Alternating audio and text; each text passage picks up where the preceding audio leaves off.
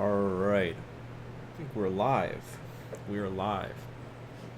So, guys, hello webcam, I'm right here. Hello. Hello. Don't focus on my couch. Don't care. Don't care. Guys, last time I'm gonna admit something. It says live in the video. It was recorded live and unedited. That's because I'm lazy.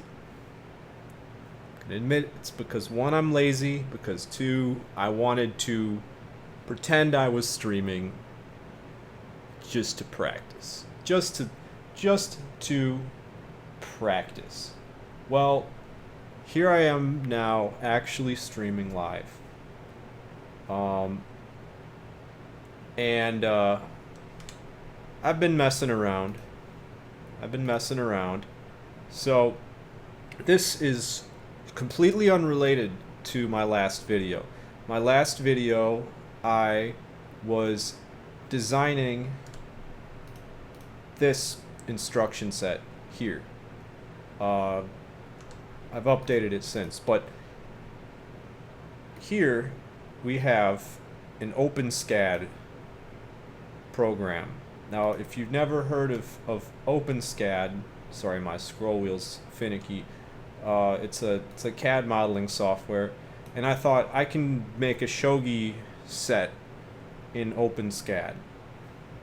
This is a purely functional CAD modeling software, and sure enough, I did.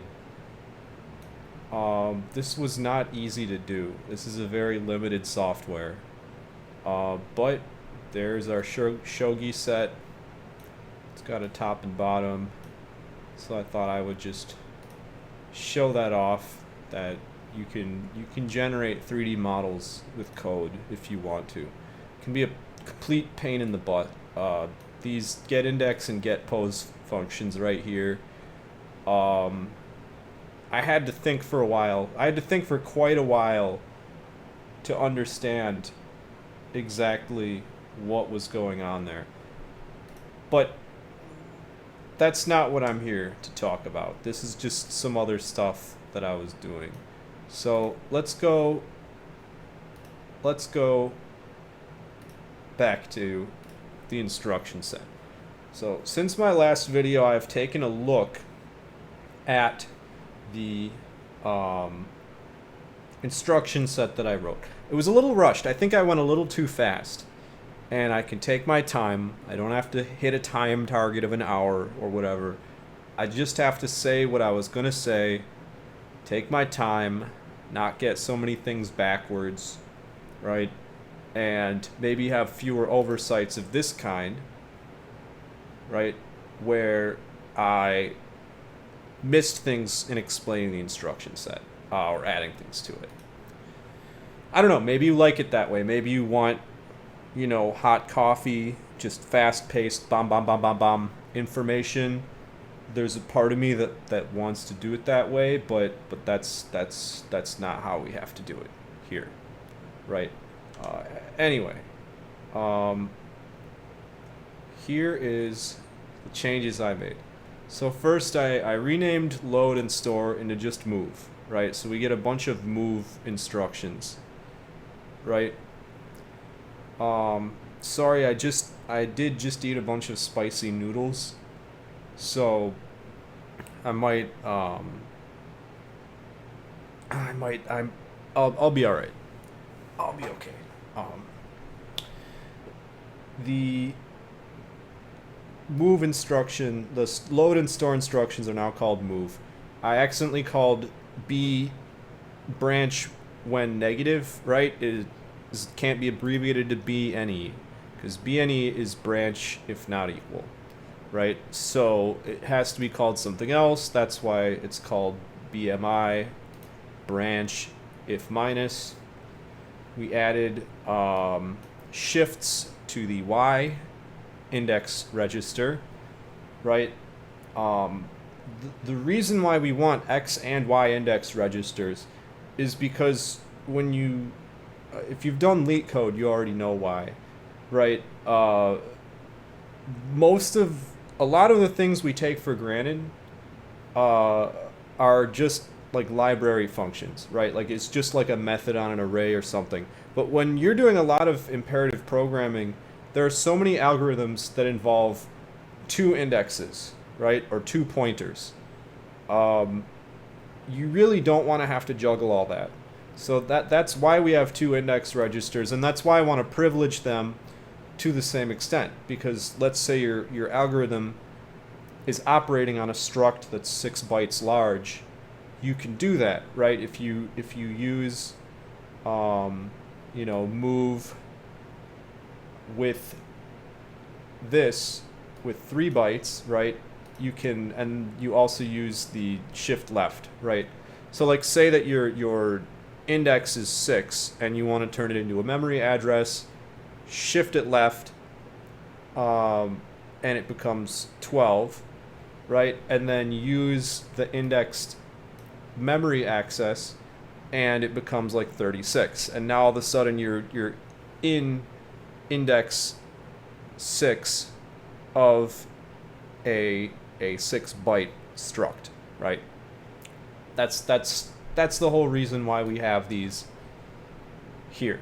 I rearranged a few things as well, so the layout's a little different, but I'm not here to design an instruction set. Design will be ongoing, right? But I'm actually here to implement it at this point in time. So let's go. And you can see my secret notes there if you really want to. FW8 is my tentative name for this project because it's a fixed width 8-bit instruction set. Anyway, let's make a Zig project. See, what Zig do you think I have installed right now? Zig? Tell me what version you are. 0411. Okay. That's good. Zig init. Initialize in the current directory. This is the ever-long problem of the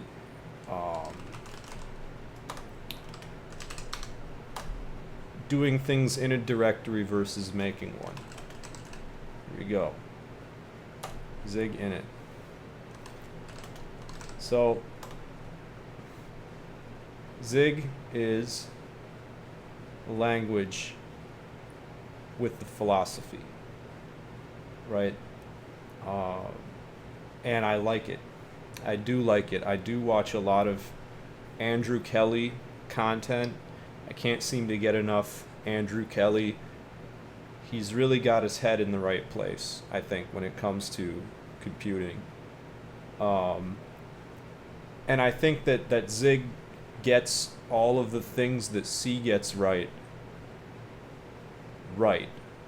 I haven't used it enough though. I haven't zigged enough. So I will be kind of learning Zig as we go here. But that shouldn't really limit what I'm doing, because so far this is going to be a fairly simple program, right? So let's go in here.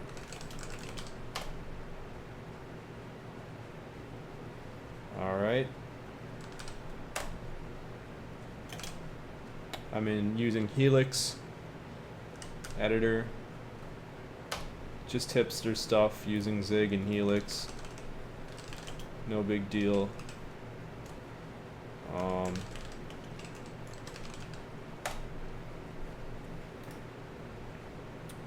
So yeah. Let's just clear this out. Now, I am not an expert when it comes to structuring Zig projects. So like, I think that this is kind of a library, so I could do this, but I think that I'm just doing an executable. So let's delete this and just have a library.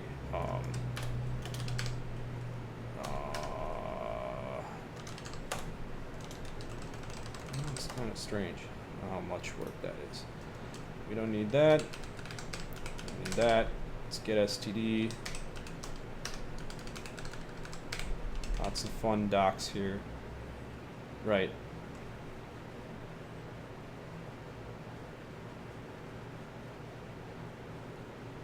We're gonna use debug features for now, for this. Right. So we want to make an emulator, right? What are we gonna do? What are we going to start with? Well, for some reason, I deleted my note here about registers A, B, X, Y, HL, SP, and PC. But those actually are pretty much the first thing I'm going to do here. Right?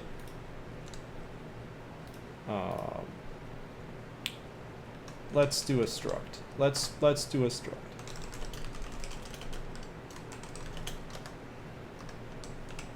Emulator is a struct. It has, I don't think we need memory yet, right? But we need registers, right? So these are all going to be 8-bit values. HL, SP, and then PC is a 16-bit value. That's our program counter. Okay?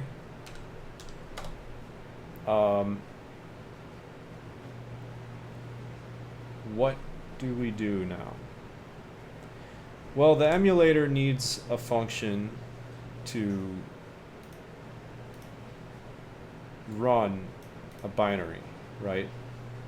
But what binary are we trying to run right now? I guess we'll start with the very, very basic test. So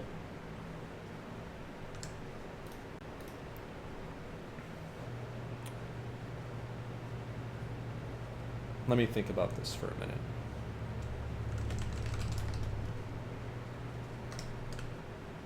These capitalized.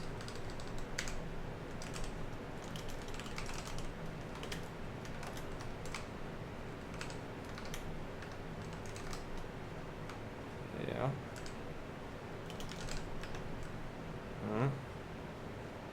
Okay. Right. So I know this function cycle is called cycle, but it's not actually one cycle of the CPU.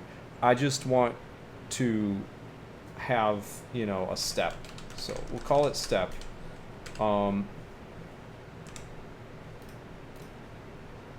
Right? So what are the basic steps that we're going to do?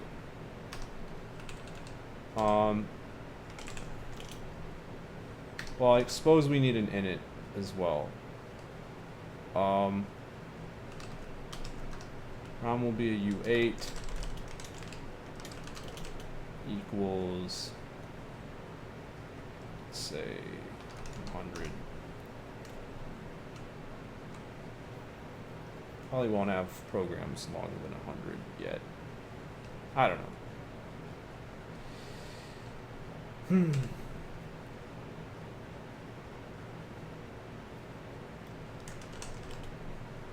So we're going to switch on ROM PC, right? Or maybe we'll do U8 instruction equals ROM PC. There you go. There we go. Var. Yeah. Still getting used to Zig here. Let's abbreviate it because we're going to use it a lot.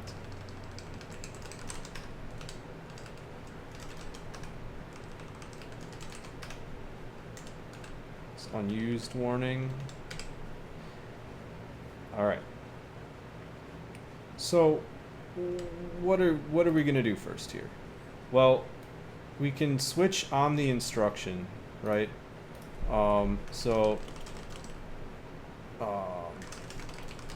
You know, is there a zig range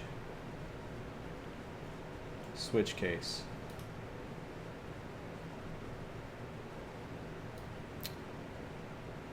Switch. Yes. Oh, that's wonderful. So we have ranged switch case in Zig. This is going to improve our ergonomics above C quite a bit when it comes to instructions in this assembler. So when I was describing this, I said that this is the low byte in my original video. That was a very silly thing to do.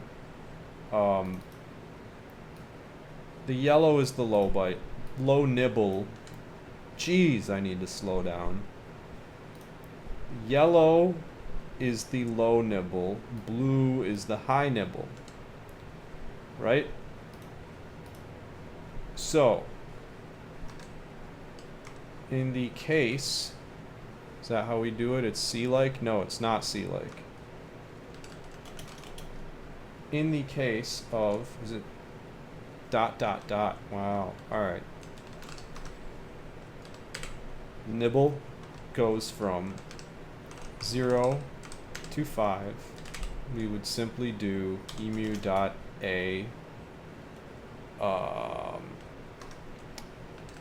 This is where we want to implement that thing where we shift a nibble in, right? So,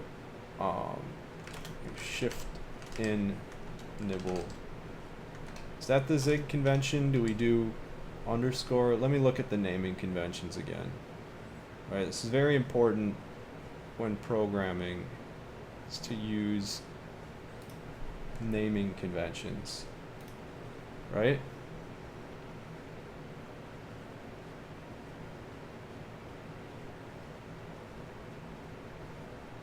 Here we go. Camel case function name, title case type main, snake case variable name. Let's be really big about this so that you guys can all read it. Camel case function name, title case type name, snake case variable name. Okay. So well,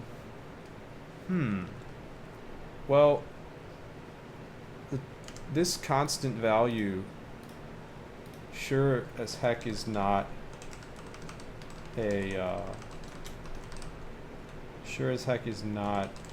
a anything but a variable, kind of. We're not going to modify this. So shift in nibble U8 R or A or whatever.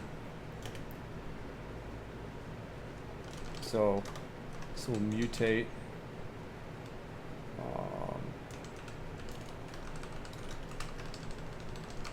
mutate a U8 in place, because that's the only time we'll ever be doing this, is to modify something in place, I suppose.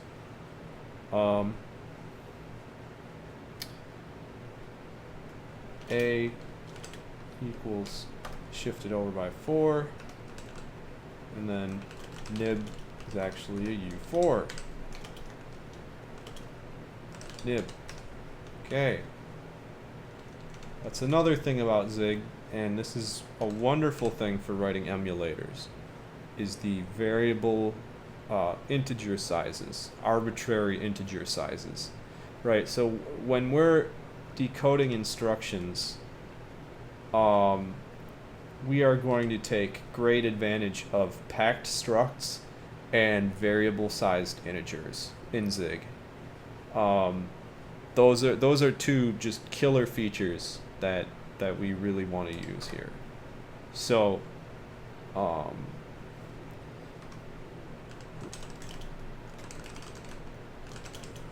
we can actually make instruction be a union, right? Again, unions, union. So I think we can put an anonymous struct in there if we want to, but I don't think we want to do that. I think we want to do const load immediate. We could do it this way, or we could do toNibble equals packed struct, right? Yeah, I think this makes sense. Packed struct, low is a U4, high is a U4, but in the opposite order. High, low, right. We could do it this way to get a nibble out of this, right? This would be one valid way of getting the low nibble out of this, right? So basically we would, you know, cast, and zig casting is definitely a headache, I will say, right? But we do have an as, so it might work, right? As what? toNibble instruction dot low, right? So this is a perfectly valid way, as far as I understand it. Could be wrong. Let's see if I'm wrong here, right? So it's alacrity. Okay, just open a new window. Code stream. Only zig build will tell us if the code is actually correct.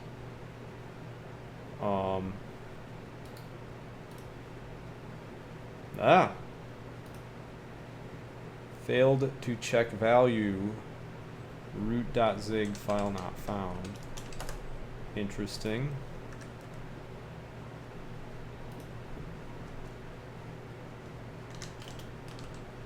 So it said I could delete the file, but I guess that is not true, is it? Is it now? Let's make this bigger. There is no root file, so root.zig is mentioned in the build.zig file.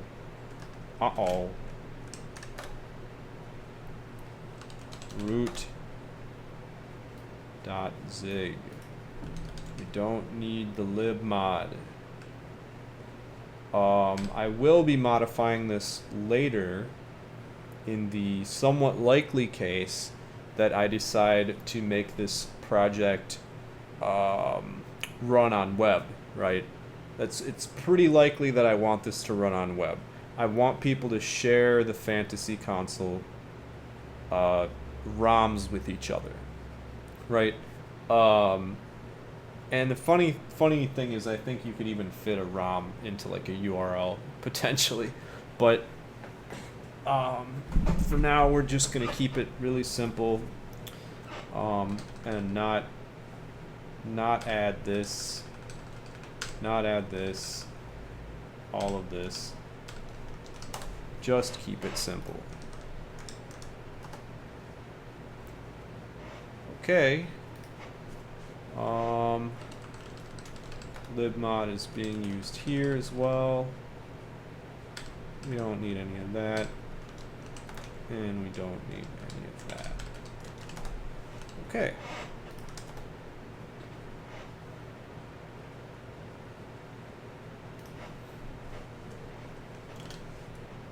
It built. It should do nothing. It should do absolutely nothing. Wait. No, it didn't build. It didn't build. We didn't put a comma here. Now it builds. Now it does build. Let's see, does it... Where does it put it? Bin emulator. So this is a file that does nothing. But it's 2.8 megabytes somehow, but does nothing. Interesting. Do we have flags?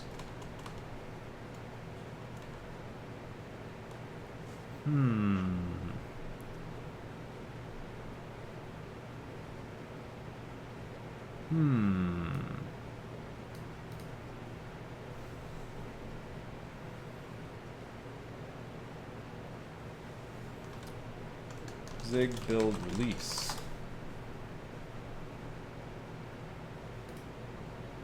Oh.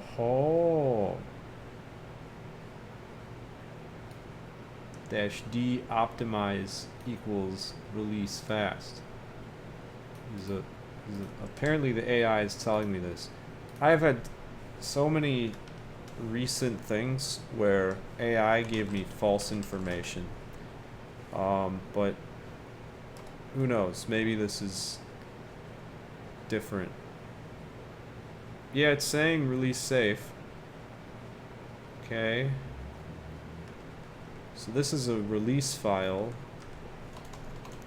Still, it does nothing. It does nothing. 832K for a file that does nothing. Very curious. Very strange. I wonder if someone could explain to me why that is. Not important. Not important. See, now you can see that doing this is a valid way of getting the low nibble out, right? The low nibble being what we are setting A to, which is not quite what we want to do either, right? We want to shift in nibble, reference A, and then do that, right? But let's say that we actually want to do it a little different way, right? Shift in nibble,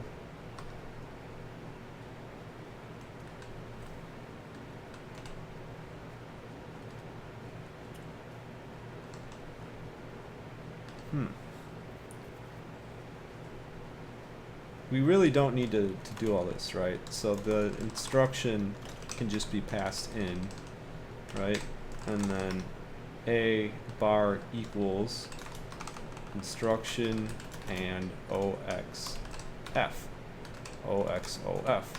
So here we use the AND to extract the low nibble from the instruction, bar it with A, right? So this makes everything way simpler, right? Look at that. Nice and clean.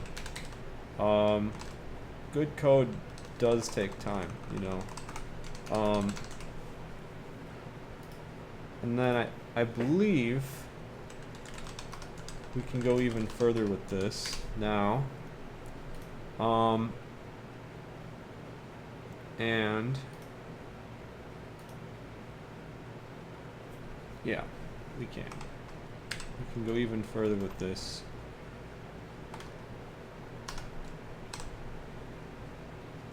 Do we use the shift in nibble anywhere else? We really don't. We really don't. So like it can be a function. Like maybe it should be a function. But I'm also thinking like, well, couldn't we also do this? If we see that the instruction begins with the nibble 0 through 5, right? Like if it begins with anything 0 through 5, then we want to get the instruction high byte and high nibble and use it as an index into an array, right?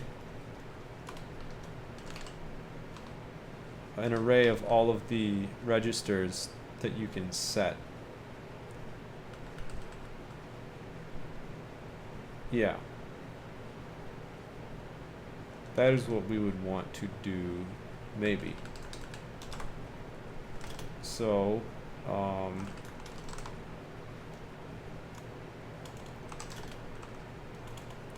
const li regs equals dot a emu.b. Zig doesn't like this way of initializing an array for some reason. Why is this? It actually needs it to be an array. Like that. Right? And then it has a type associated with it. Okay.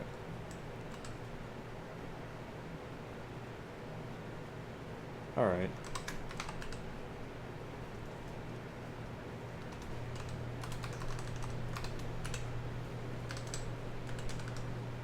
Alright, so we get our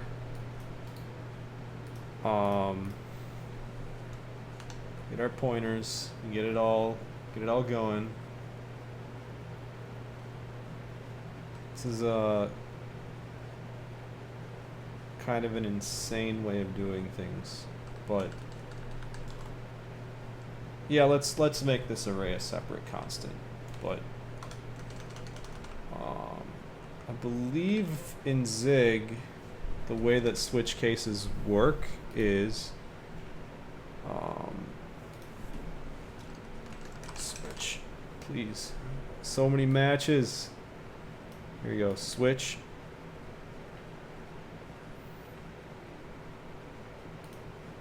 Yeah, so it's a little goofy. If you want to declare a variable inside of a switch case, you have to use a block with a named break. I love blocks with named breaks as a feature.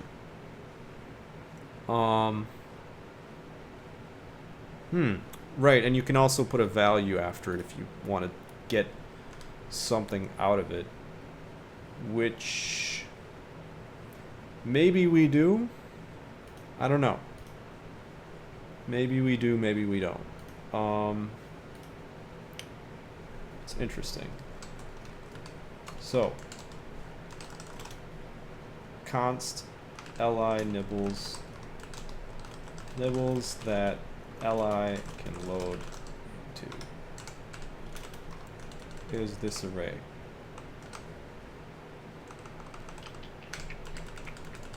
That will confuse the syntax checker and any potential people that are reading my code a lot less. Adhere to convention. The LSP does not seem to care whether I do, but I will. Okay. Oh. Wait.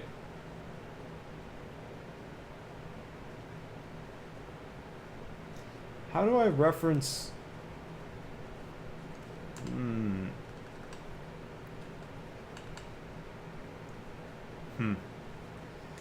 I can just put this in the step function, but I'm like, how do I reference that? LH? Are we doing LH? We did LH. ABXY LH. I guess we're thinking little endian brain.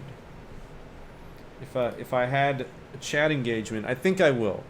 I actually think I will have engagement in the long run. But I'm honing my skills right now. But I would ask the chat whether or not little endian bothers them. It doesn't bother me. There's so much crap in this world already that I'm used to dealing with that it doesn't even make a difference to me whether something's big endian or little endian. But here we're shifting in the nibble. We're shifting it in. Wonderful, wonderful. So we've already implemented, like, 6 out of 16.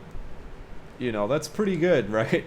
Like we're almost halfway to implementing the whole instruction set, guys, if you just count the number of bytes that we've implemented.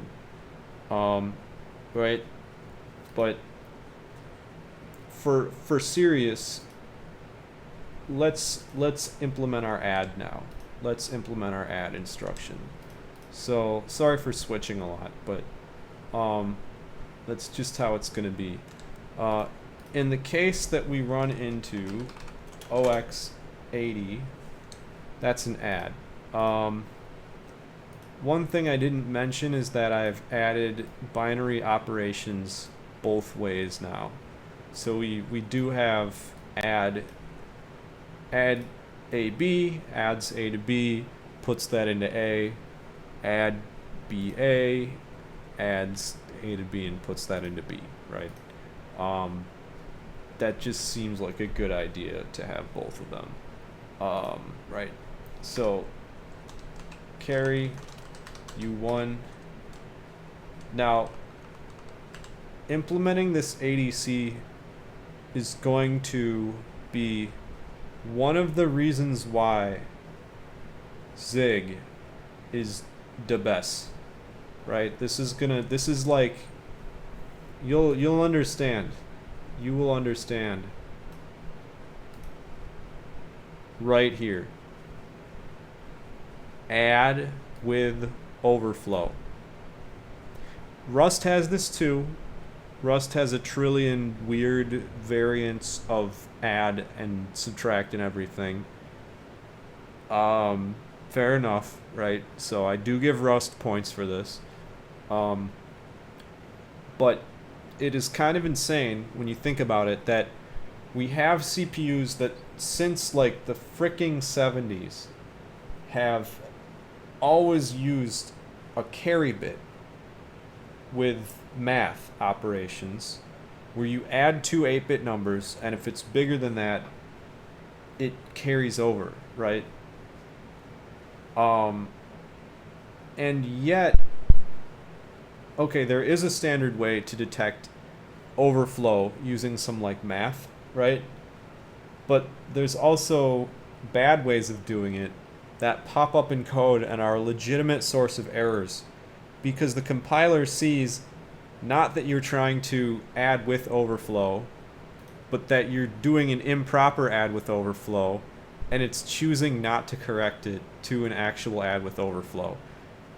This is something that should be considered low level. Like, this is something that should be in every single systems programming language, because it's built into the CPU and it prevents so much accidental crap, right? Just like pop count, right? Like x86 has a pop count instruction that counts the number of bits. If I write a pop count wrong, it won't get compiled into a single instruction. You have to write an entire function, and the compiler has to do all this crazy pattern matching just to see that you're using a pop count. But if you know that pop count exists, you can use an intrinsic for it, which is kind of goofy and ugly, or you can use a sane language like Zig that has that in it. Alright, rant over. Let's try to be a little more productive, potentially. Right? So, this is our add instruction. Let's add notation to this. li reg nibble. Okay? And then this is ADC AB.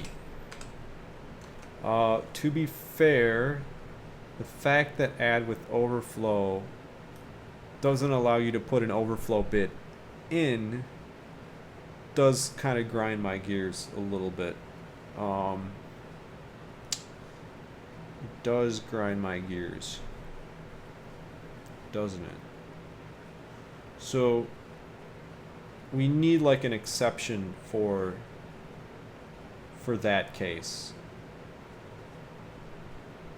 Maybe. We can also kind of do it ourselves, I guess. So add AB, right? So maybe we do an int cast of A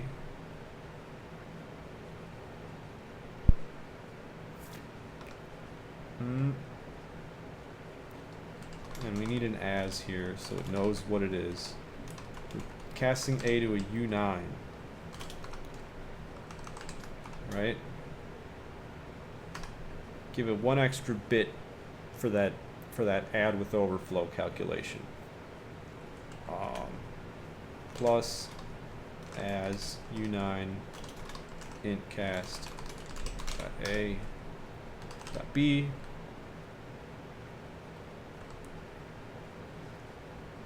So this is one way to do it, because then we can just add 1 to this. So let's do the old pattern. Named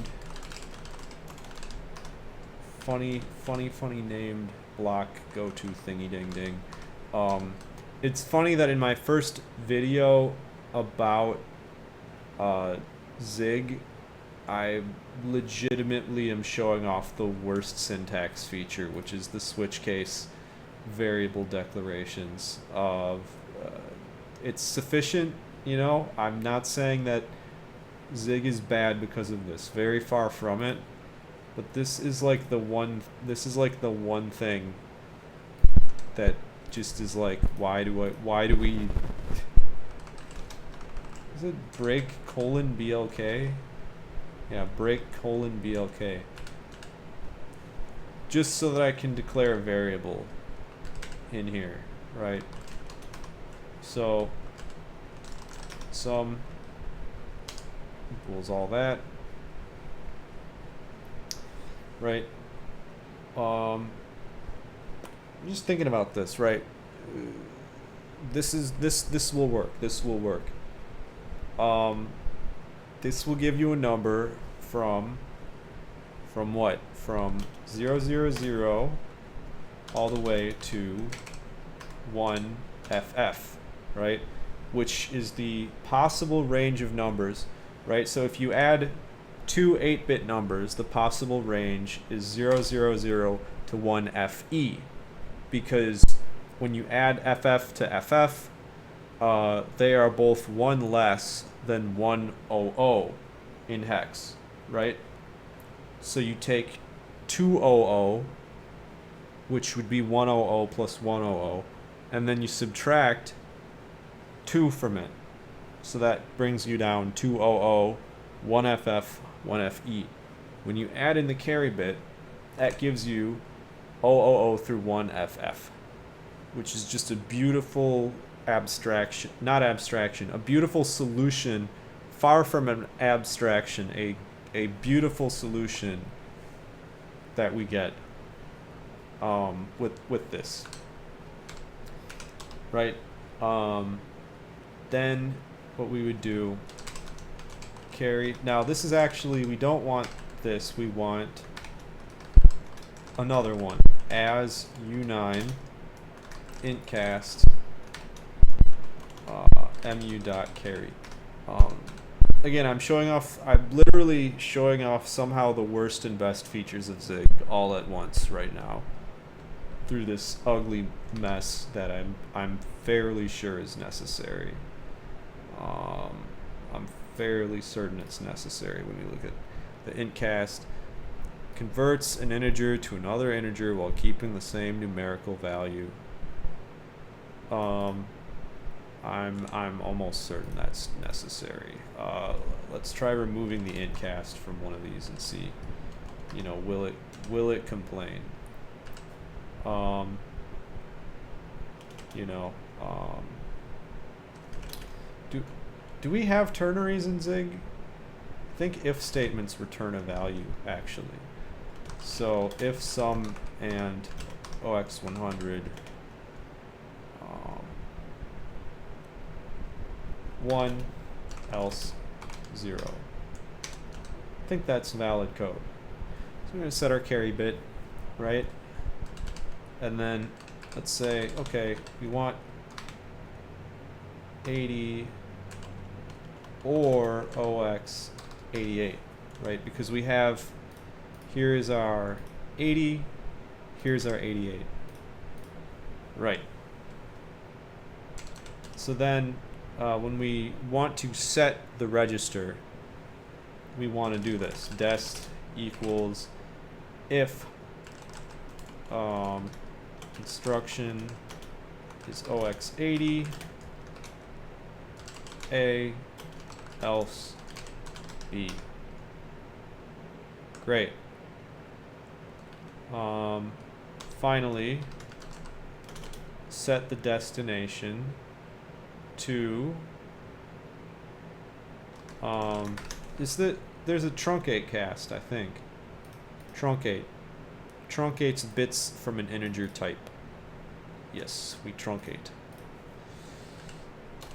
As U8. Well, maybe we can just truncate, because it knows what it wants. It knows what it wants.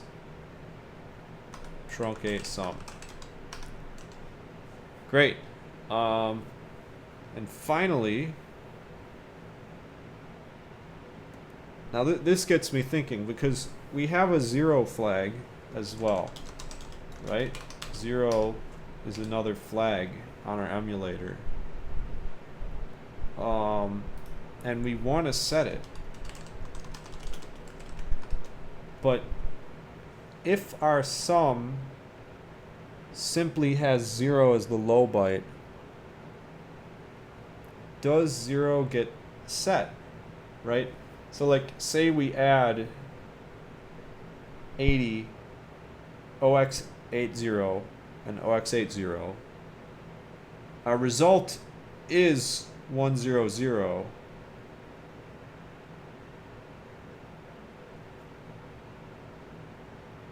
But does that set? That's a good question. I don't think it does. Even though technically A is equal to 0, the result of the operation is not 0. I think that's right. I think that's right. Anyway, we're gonna make that a note in our to-do.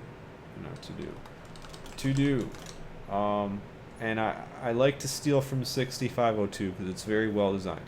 To-do does 6502 set 0 byte when there is an add with overflow that does carry but has 0 as the low byte. Has 0 as the byte into A. It's a good question. For now, we will not do that. If sum 1 else 0. Okay. Set the carry bit, set the 0 bit, the minus bit. We might as well set them all, right? Now, I'm going to do this.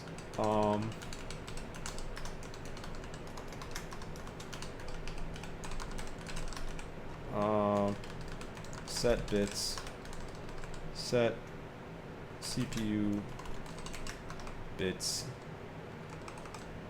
Yeah, we'll do the silly camel case. Set flag bits. Jeez. Set flags. My gosh, they're not just CPU bits. You kidding me? Any type. Value can be in any type. How about that? C dot 0 equals value 0 dot minus equals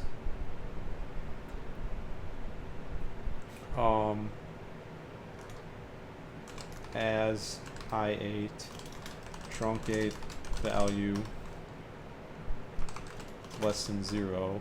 That's one way to do it. You could also do minus equals I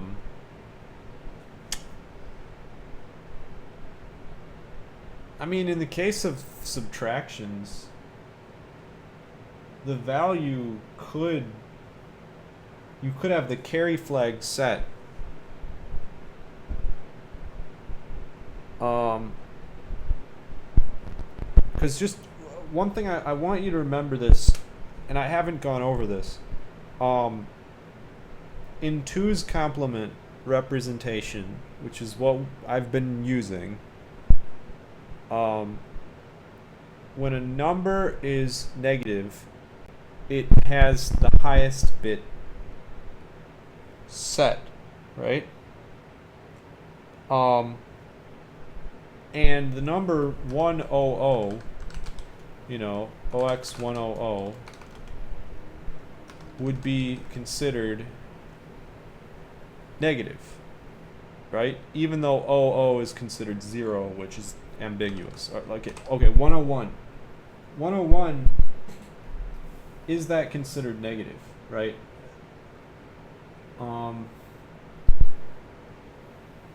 So it's just a thought, you know. I'm not really sure. Let's do another note here. I'll figure this out eventually. I might come back and figure this out. Does 6502 set the minus flag only when bit 7 of A is high? Or is it based on whether the actual operation had a negative result? It's a question. For now, I don't think that there's a way to simply cast a Zig type 2 signed. And I'm not even sure that that's what I would want to do. You know, like, oh, it's just when you cast it as a signed number, does it have, you know, okay, blah, blah, blah. Does it get to be negative? You know, I don't know. We'll have enough to get the program working. That's what I care about for now. That's what I care about for now.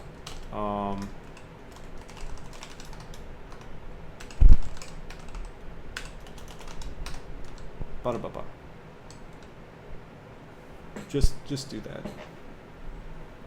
I think I can actually logically determine this to an extent, but we're just not going to do that.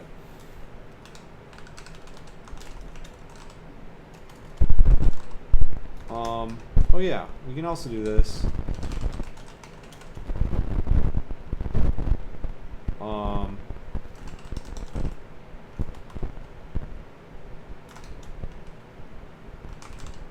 Does this work? How do we do at type again?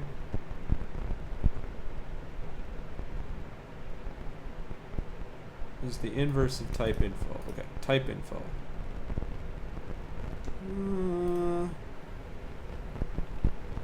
Type name. Interesting. Zig reflection, I think, is under, like, there's not enough good information about Zig reflection out there. There really should be more, in my opinion. But whatever the case, just do this.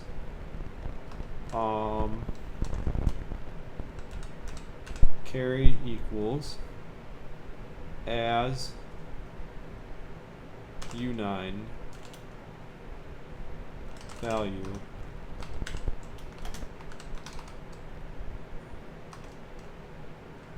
if this bit is set, then our carry is 1, else it is 0. Okay, so we don't even need this. Set flags, emulator, sum. Great. That's awesome. So, see, does it build? Does it build? Uh-oh.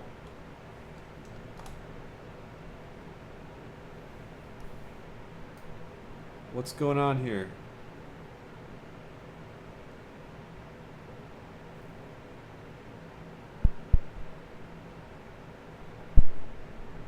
Following build command failed with exit code 1. What's the problem?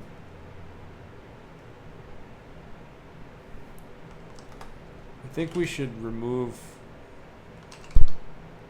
Might want to just remove Zig out. Might just want to get rid of it and see if it'll... Nope. Well, that's the darndest thing. I've never seen it just like not...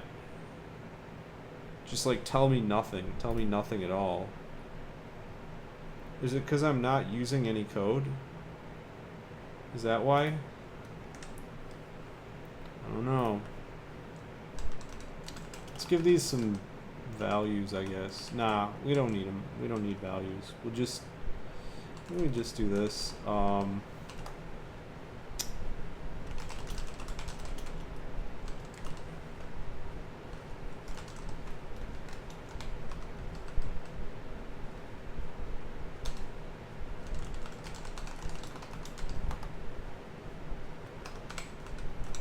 Just do that. So now we're using it. Maybe that'll make it give us something. Whoop. Yeah, alright. So I think it was a little bit of premature optimization here. Because now we're actually getting errors that are relevant to our file. So, oh-ho. Invalid left hand. This error was already here? LSP already caught this? I don't know.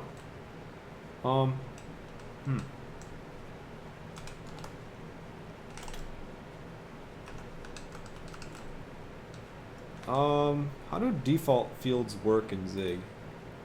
I'm curious about that too. Like, can I just add a default to all of these fields and then not have to worry about initializing it, or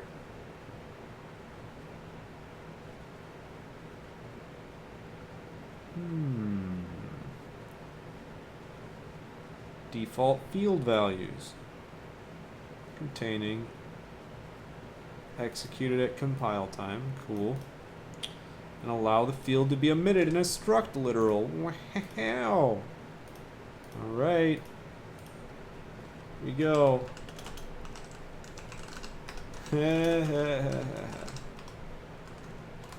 We do a little bit of trolling, okay? We do a little bit of trolling.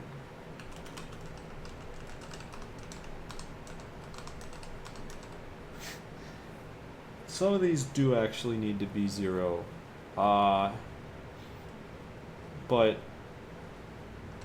I don't know. I think part of the fun of CPUs is like when you boot up a CPU, you don't always know like what is the state.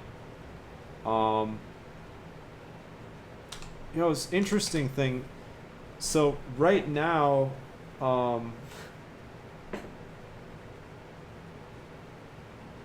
okay, you know what? I want this to be deterministic. I want this. I was just thinking about this. We want this to be deterministic.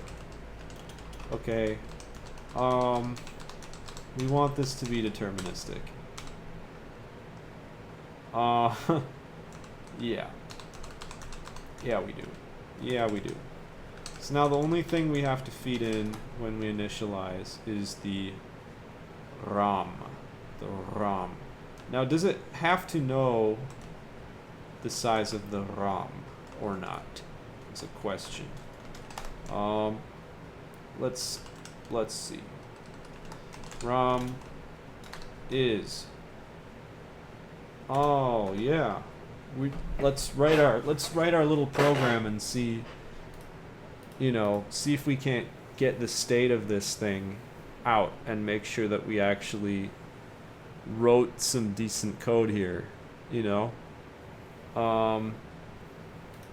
so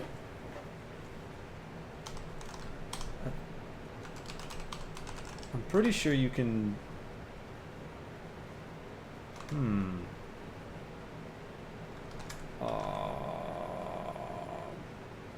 I don't remember anything about how I do this.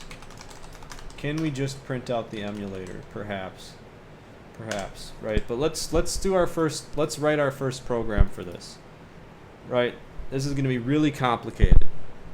We're going to do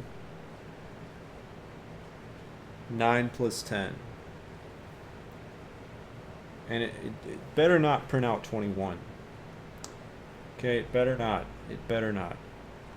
So, LIA 9, LIB 10, and ADC AB.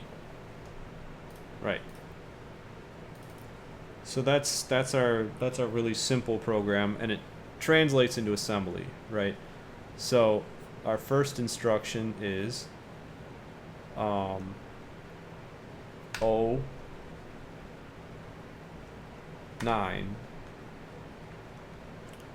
no, 00 and then 09.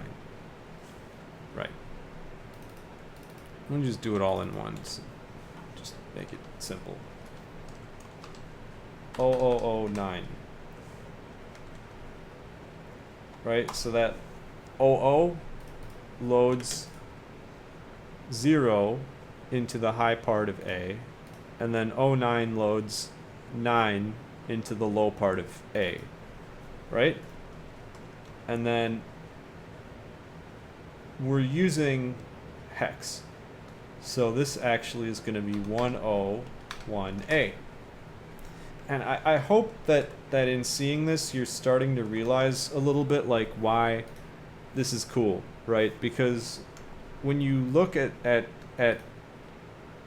these instructions, 0009, 101A, and how it translates directly into this, I think it has a certain elegance to it.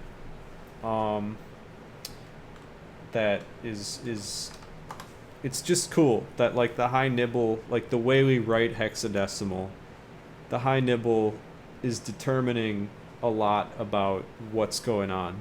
So like when you are reading literally bytes, like you're not even reading assembly, you can already start to read what this is, because it's just kind of simple like that, it's just, we just kind of do it the simple way. Yeah, here's our program. 0009 101A 80. Okay.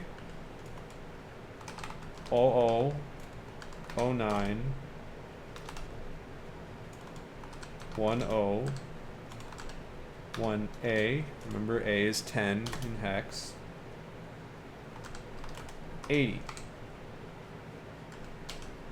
we go.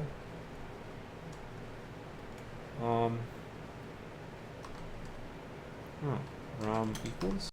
No. Expected comma after initializer. Oh, wait.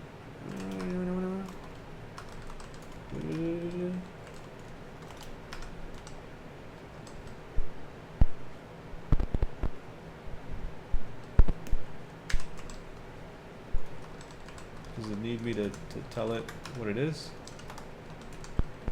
Something. What do struct initializers look like again? Oh, it's dot. You forgot the dot. I'm gonna move this stuff over. Look at all this clutter. Look at all this clutter. Yep. I don't need you. I don't need you. Just put it all right here where we're gonna be happy. Dot ROM equals Now can we just even go further? I think we need a dot there, just to tell it. This is an anonymous struct. Type U8 array does not support array initialization syntax. Can we do this again? We do get the same error. Am I using the right type? There's a few like array types here. Right? Like this, is this a slice type? A slice is a pointer and a length, right?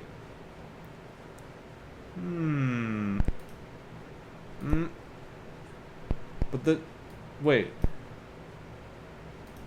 a minute. So an array has an underscore here. A slice does not have an underscore, but it's unable to infer the array size. Uh-oh.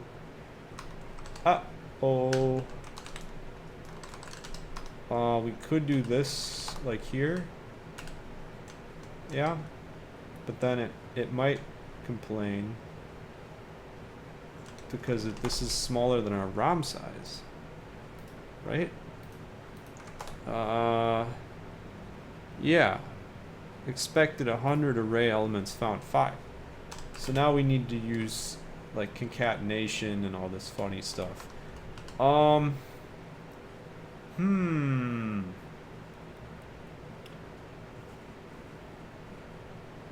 How would you do this? How would you do this? Let's be extra lazy. Maybe. So I remember there's a funny thing you can do in Zig where you have U8 array of zeros that you multiply it by the ROM size. There we go. Yep. Load ROM. Yes.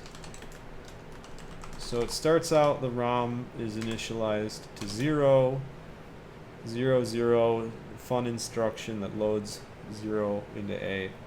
The ROM is now a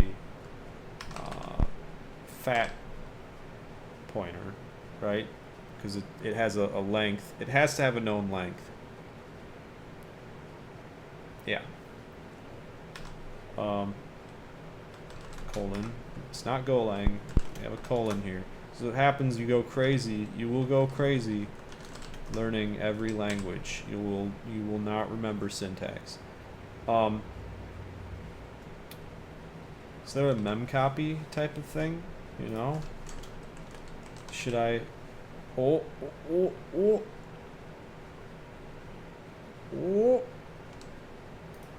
Maybe.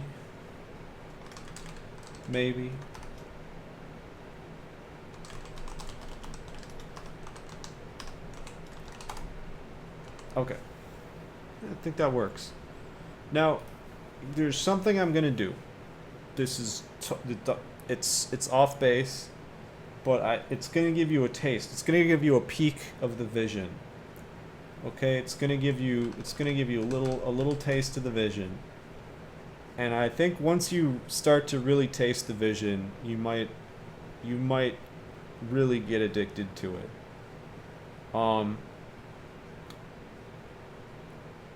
What ROM? What ROM? What ROM? ROM? ROM?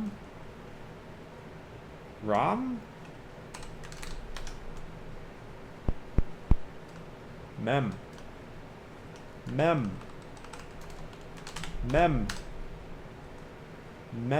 This is RAM.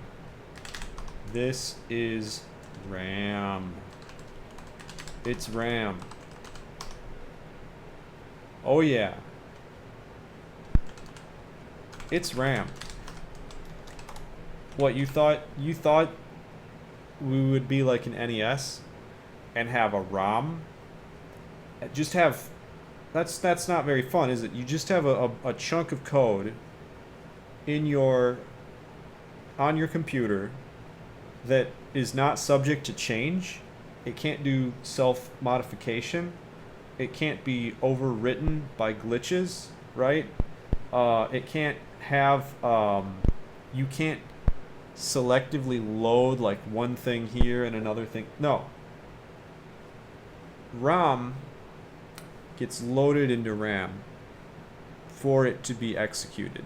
The ROM is not mapped to memory. It gets loaded into RAM. How? I don't know yet. I don't know yet. I was debating, should we have like a tape device, you know, where you just have like a slow, but you know, you have like a byte loader, you know? Or should it just be that, you know, the CPU simply isn't built to execute ROM somehow, which doesn't make a ton of sense, but it's a fantasy console. It's a fantasy. Putting code in RAM is entertainment. That's entertainment right there. Just having a static ROM that can never change, that's not entertainment. You have failed to be entertainment at that point. Right? Anyway.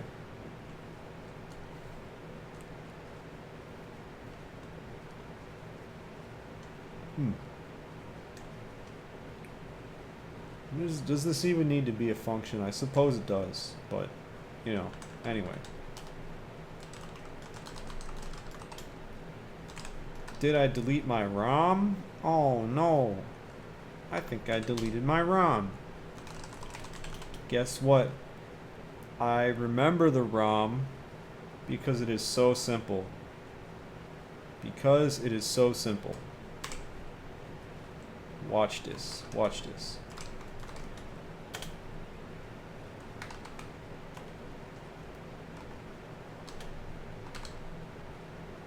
Wait. Yep.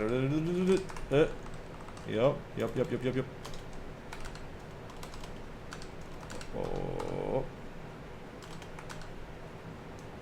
A. Here we go. 9 plus 10.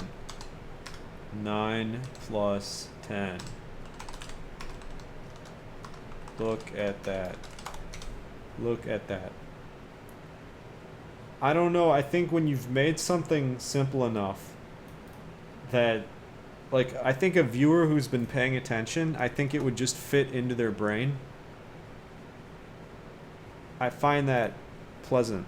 Type U8 does not support array initialization syntax. Okay, interesting.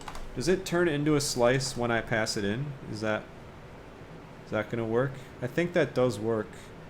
Oh, array literal requires an ampersand to course it. Okay, great. Oh no. Oh no. Well, what did it just tell me? It said that array literal requires address of operator to coerce to slice type U8. I added one and it didn't coerce it. I think I need to go back to the manual. To go back to the manual. I will say Zig can be a little bit of a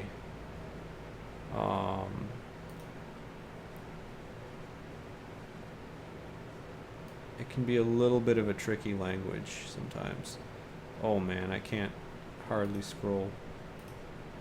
But oh, interesting. So there's ways of doing this, but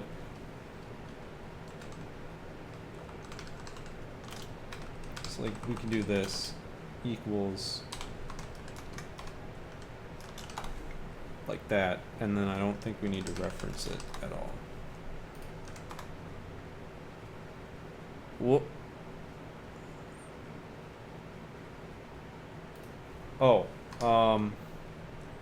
and then this is a, where is the const? Interesting, const U8. Interesting. Discards const qualifier. I suppose, yeah, when we load the ROM in, it is a const. We don't modify it.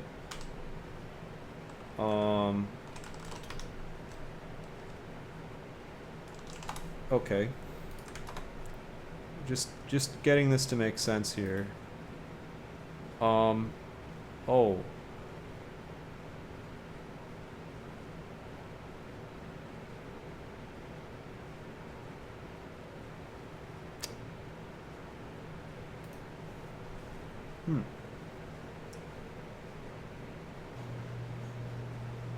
Memcopy type 256 U8 is not an indexable pointer. Okay, well, what about this? What about this? Not an indexable pointer.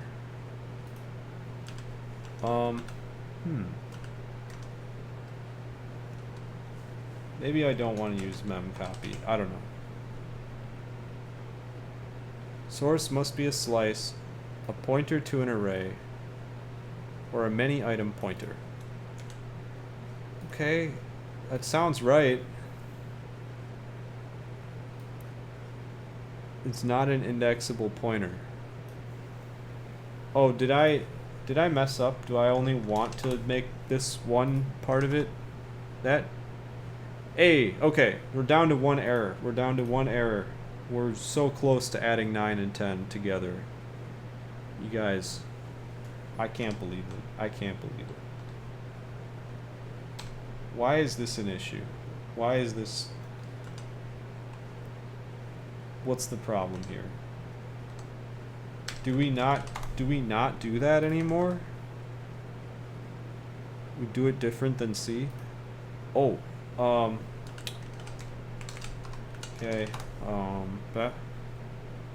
we're getting some more things. Oh, switch must handle all possible. Is it otherwise? Is that it? It might be otherwise. Otherwise, do nothing. No. Default? No. Else? It's else. We're getting so close. We're getting so close. Oh. Okay.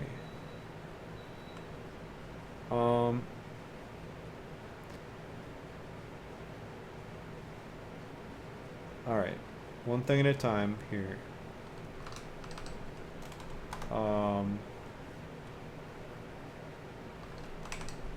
Line 26. A is getting shifted over by 4. Bit shifting operation expected integer type found a U8 pointer. Okay. Is this the problem? Is this why you're complaining? Interesting. Why is this a problem? Is it this? Oh, unable to resolve comp time value of A. Okay, let's see if the other errors. I don't think the other errors will fix it, but let's just see. So this one's a slam dunk. We know that this is, yeah. Or we could even just do this.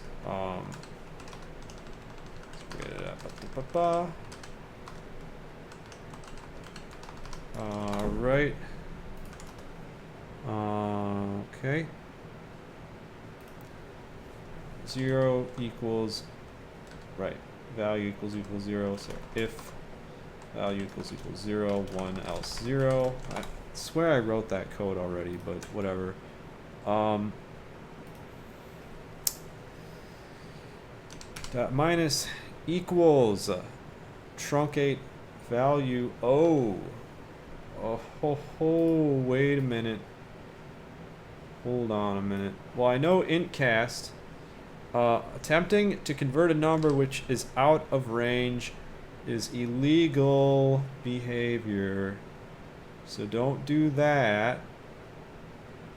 But signed cast negative number to unsigned integer. Illegal. This is a section about illegal behavior. That's illegal. But we can really.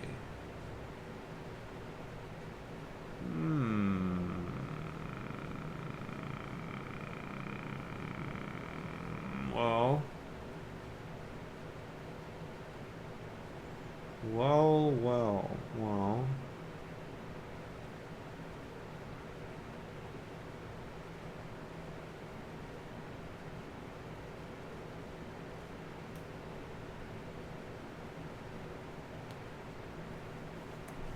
DuckDuckGo. Zig cast signed to cast unsigned to signed. Help. Whoa, you can just do it with as? You can literally just do it with as? So int cast is like a safer version of as, I guess. And really, like, this doesn't need to be an int cast. These don't need to be int casts. I was wrong. I was wrong.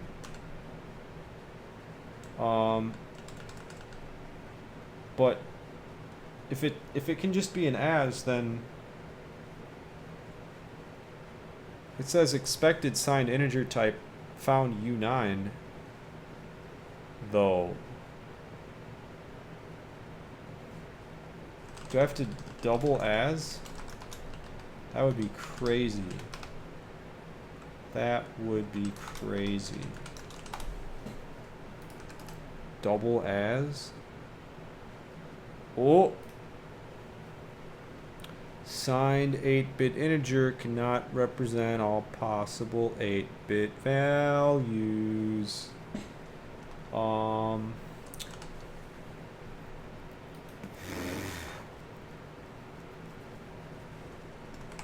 The AI lied to me. The AI lied to me.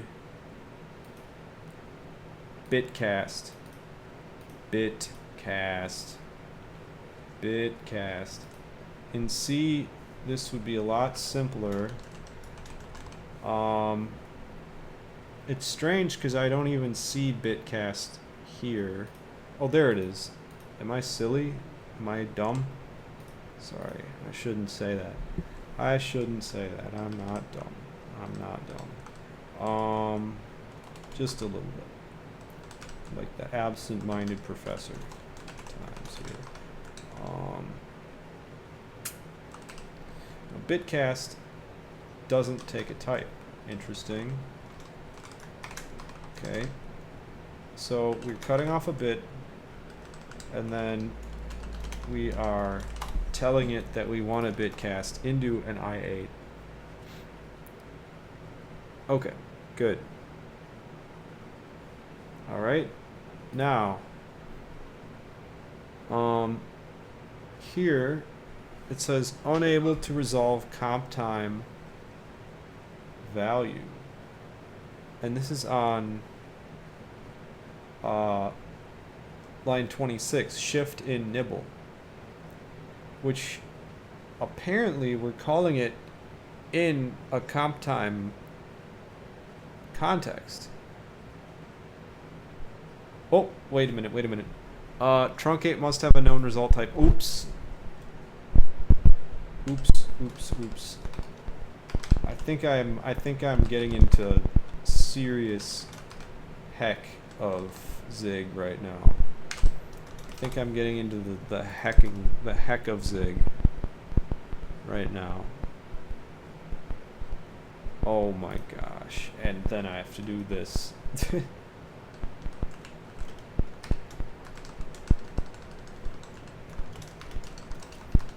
Can we be slightly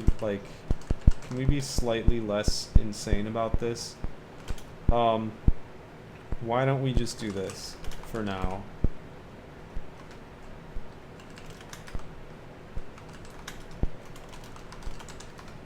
Okay. Let's just be a little less insane about it for the time being. Right. There we go. So we know that if it's greater than or equal to 0x80, the high bit is set, which means that if it was signed, it would be considered negative. That's all I care about. That's really all I care about. Alright. Shift and nibble. It says unable to resolve comp time value. It's such a strange thing for it to tell me.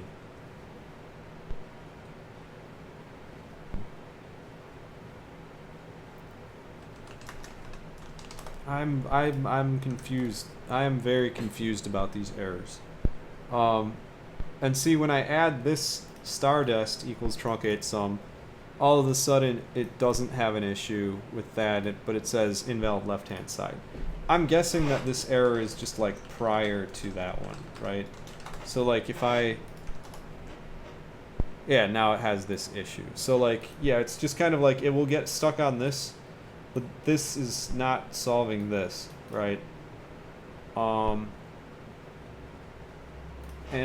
I'm not sure, like, Zig pointers must be a bit of a mystery to me, more so than I thought. You know, I tend to think of things like C, you know, but sometimes I can't see the forest for the trees. Dot star. Dot star. Whoa. If that's not a Zigism, I don't know what is. Whoa. Dot star. Dot star. Okay, good. Now, we're finally getting so close to adding 9 plus 10. It's like it's like I'm trying to like cross a stream that's like 3 inches deep, and I'd like just built a whole like cruise ship. Also, I'm sitting terribly. What do we have now? Compile error, 11 unused arguments in the debug print. Zigstid format, please. Okay. I want the debug formatter though. Zigstid debug print, please. Stid debug print, please. Maybe this does have something on that. Stid debug print. Stid debug print.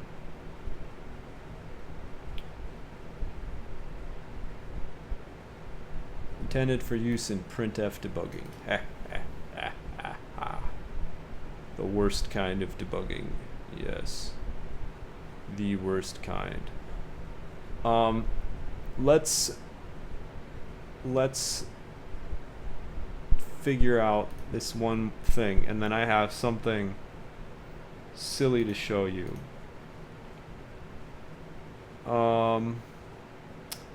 Something very silly to show you in a moment. Before we go over the shift add multiply algorithm and I make it work in this, hopefully.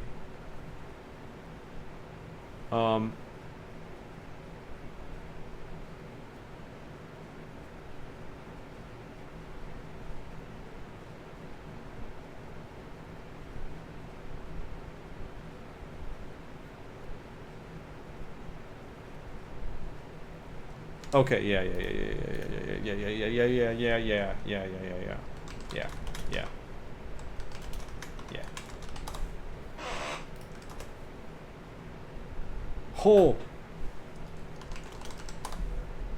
Oh.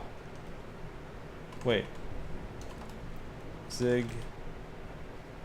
Run. Expects at least one positional argument. Hello? What? Main? Wait. Okay. Oh! Memcopy arguments have non-equal lengths. What? Who said that? Who said that that's a requirement for memcopy? What the heck? Alright. Time for a for loop. Time for a for loop. Unless there's like a better way of doing this, but I'm genuinely a little bit surprised that they have to be the same size. Right, okay. Yeah, the Zig for loops are great though, at least. So we can do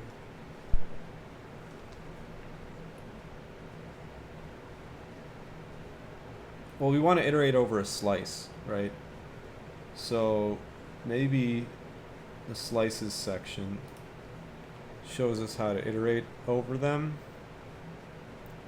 Maybe 4. Okay, let's see. Okay, iterate over slices and arrays. Okay, I know what to do now. So for rom 0 dot dot, just 2 dots for an infinite thing. Yes. The byte and the index. We do dot mem I is b. Do we even need braces? Oh my gosh. That's just the power of Zig right there. That's powerful. Okay. So clearly our memory has been written to. But clearly something is wrong. What could possibly be wrong?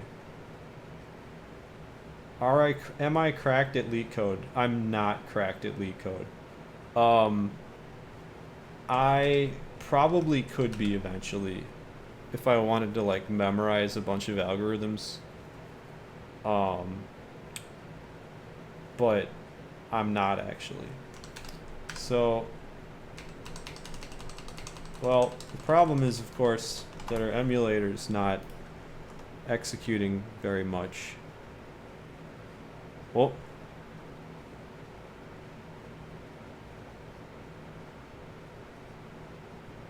but it's still okay. So, can you guess what I forgot to do?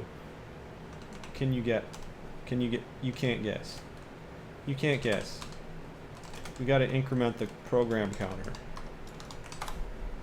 Increment the program counter. Oh, look at this. A equals 0, B equals 10. Something is, I think this is close to being right. But for some reason A got set to 0, like in this process, which is interesting. That is not what we want. That is not what we wanted. Let's have it print after every step of the way and see what went wrong. It should only need to execute 1, 2, 3, 4, 5 steps, right? 1, 2, 3, 4, 5, 6, 7. Yeah, whatever. Do I work in software engineering? Of course. Of course I do. Let's make our mem like much smaller so that we can get our nice print. And here we go. This is our step through debugging. Does it not do new lines? Interesting. Doesn't do. Can I help you get an internship? Man, I will say this. I'm not good at getting employed. I'm not good at employment stuff. I have worked software jobs. Right now I have some like clients. I'm on Easy Street, but I'd love to help you, man. I would love to help you. But I don't know. If you're really desperate for like a reference, or a review or something, like show me what you can do, and I can vouch. I'll be your homie. If you want to, just give me your homepage URL. I'll write it down, and I can be your homie. If you got skills, if you got the chops. Yeah. I can do it. Because I've been in a situation where I know I'm good at programming, and somebody will ask me for proof of it, and I can't just show it by programming, because only programmers know whether I'm actually good, right? So I have friends, I'm like, hey, like, can we just work on something so that you can be a reference for me, just like when you're just trying to get started, or like have someone to vouch, where you're not great at programming. It's good you're humble, okay? It's good you're being humble. Don't worry. You don't have to be a programming god, but I'll definitely write this down here. D Chavan 2192 GitHub. Okay. Portfolio.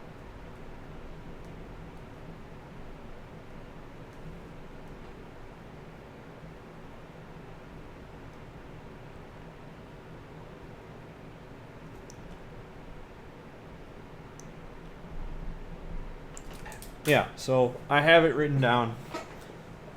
So if you're really trying to get into software, I'll see what I can do, I'll see what I can do.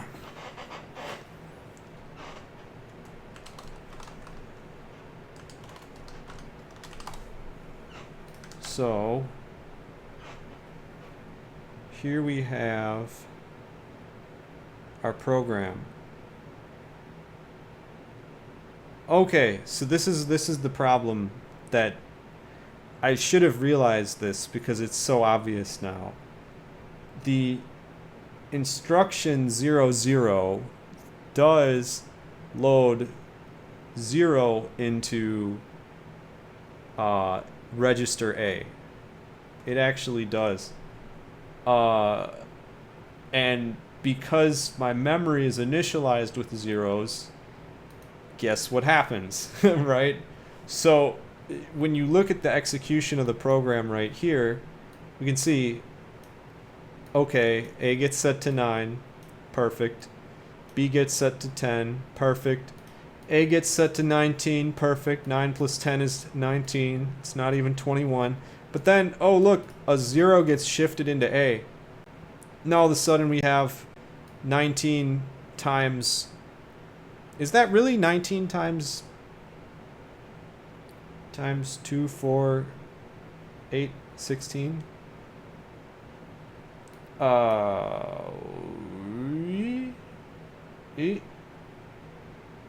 But that's neither here nor there. It loads a 0 into A. It shifts a 0 into A. How do I enjoy the memory stuff? Do you mean like just like memorizing things, or... Oh, I mean, so right now, for context, this is a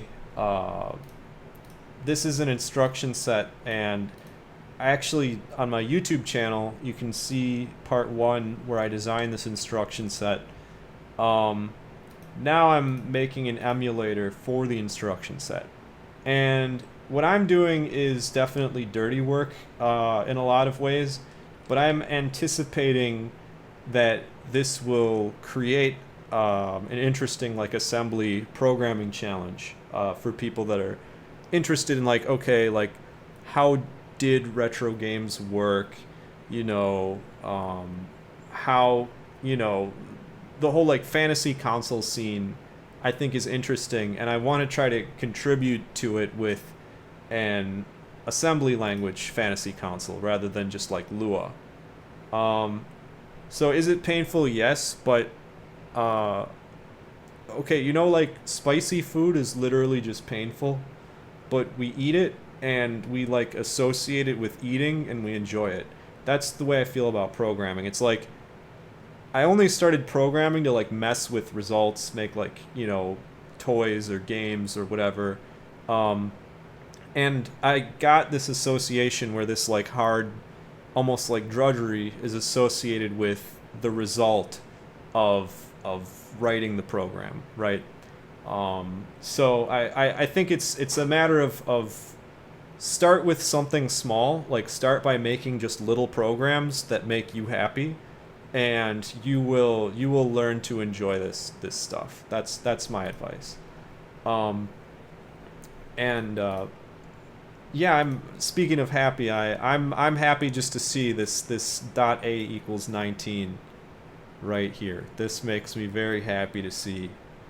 Um, and this is showing our first program. So I'm gonna take a break in a moment, for a moment.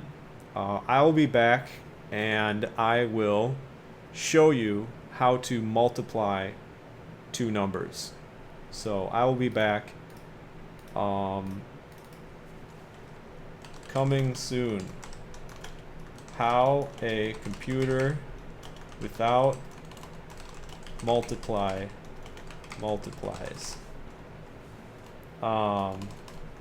Can multiply.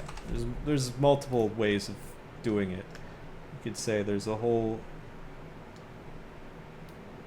multiplicative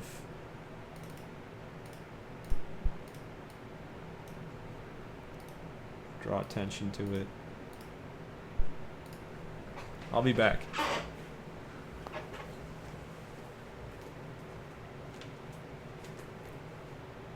Probably mute my microphone, I suppose. I don't know how to even mute it.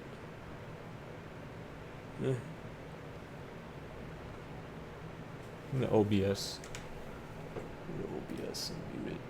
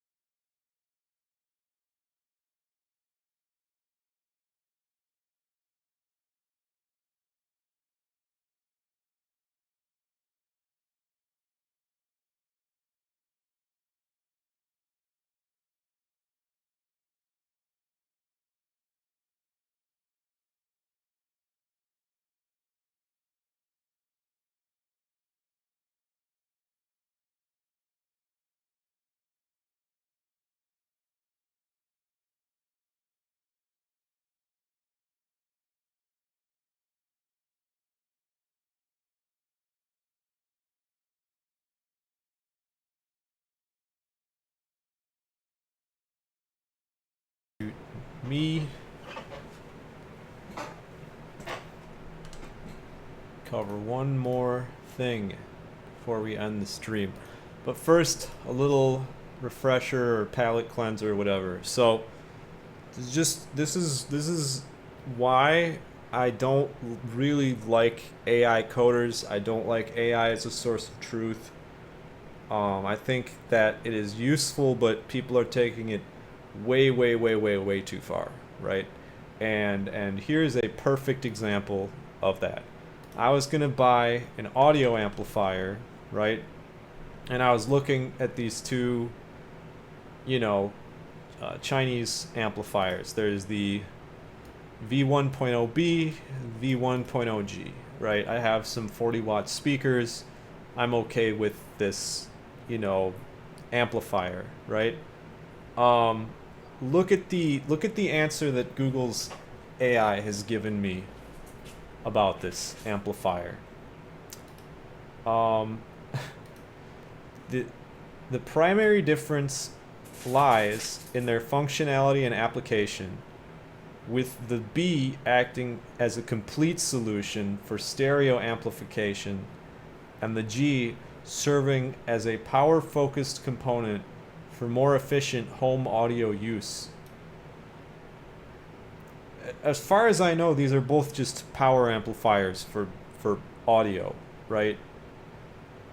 So what is the, like, you can read all of this.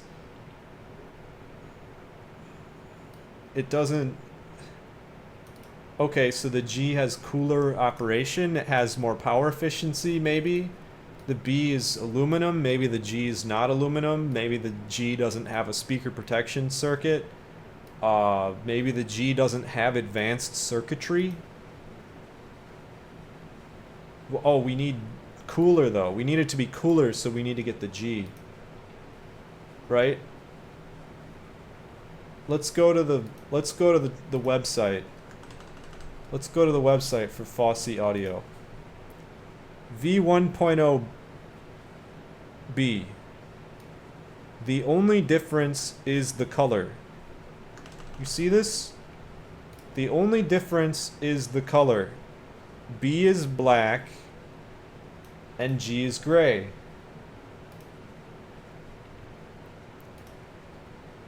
B is, the only difference is the color. Guys, the AI, to be fair, like, I didn't ask it an amazing question, but this is not an answer. This is,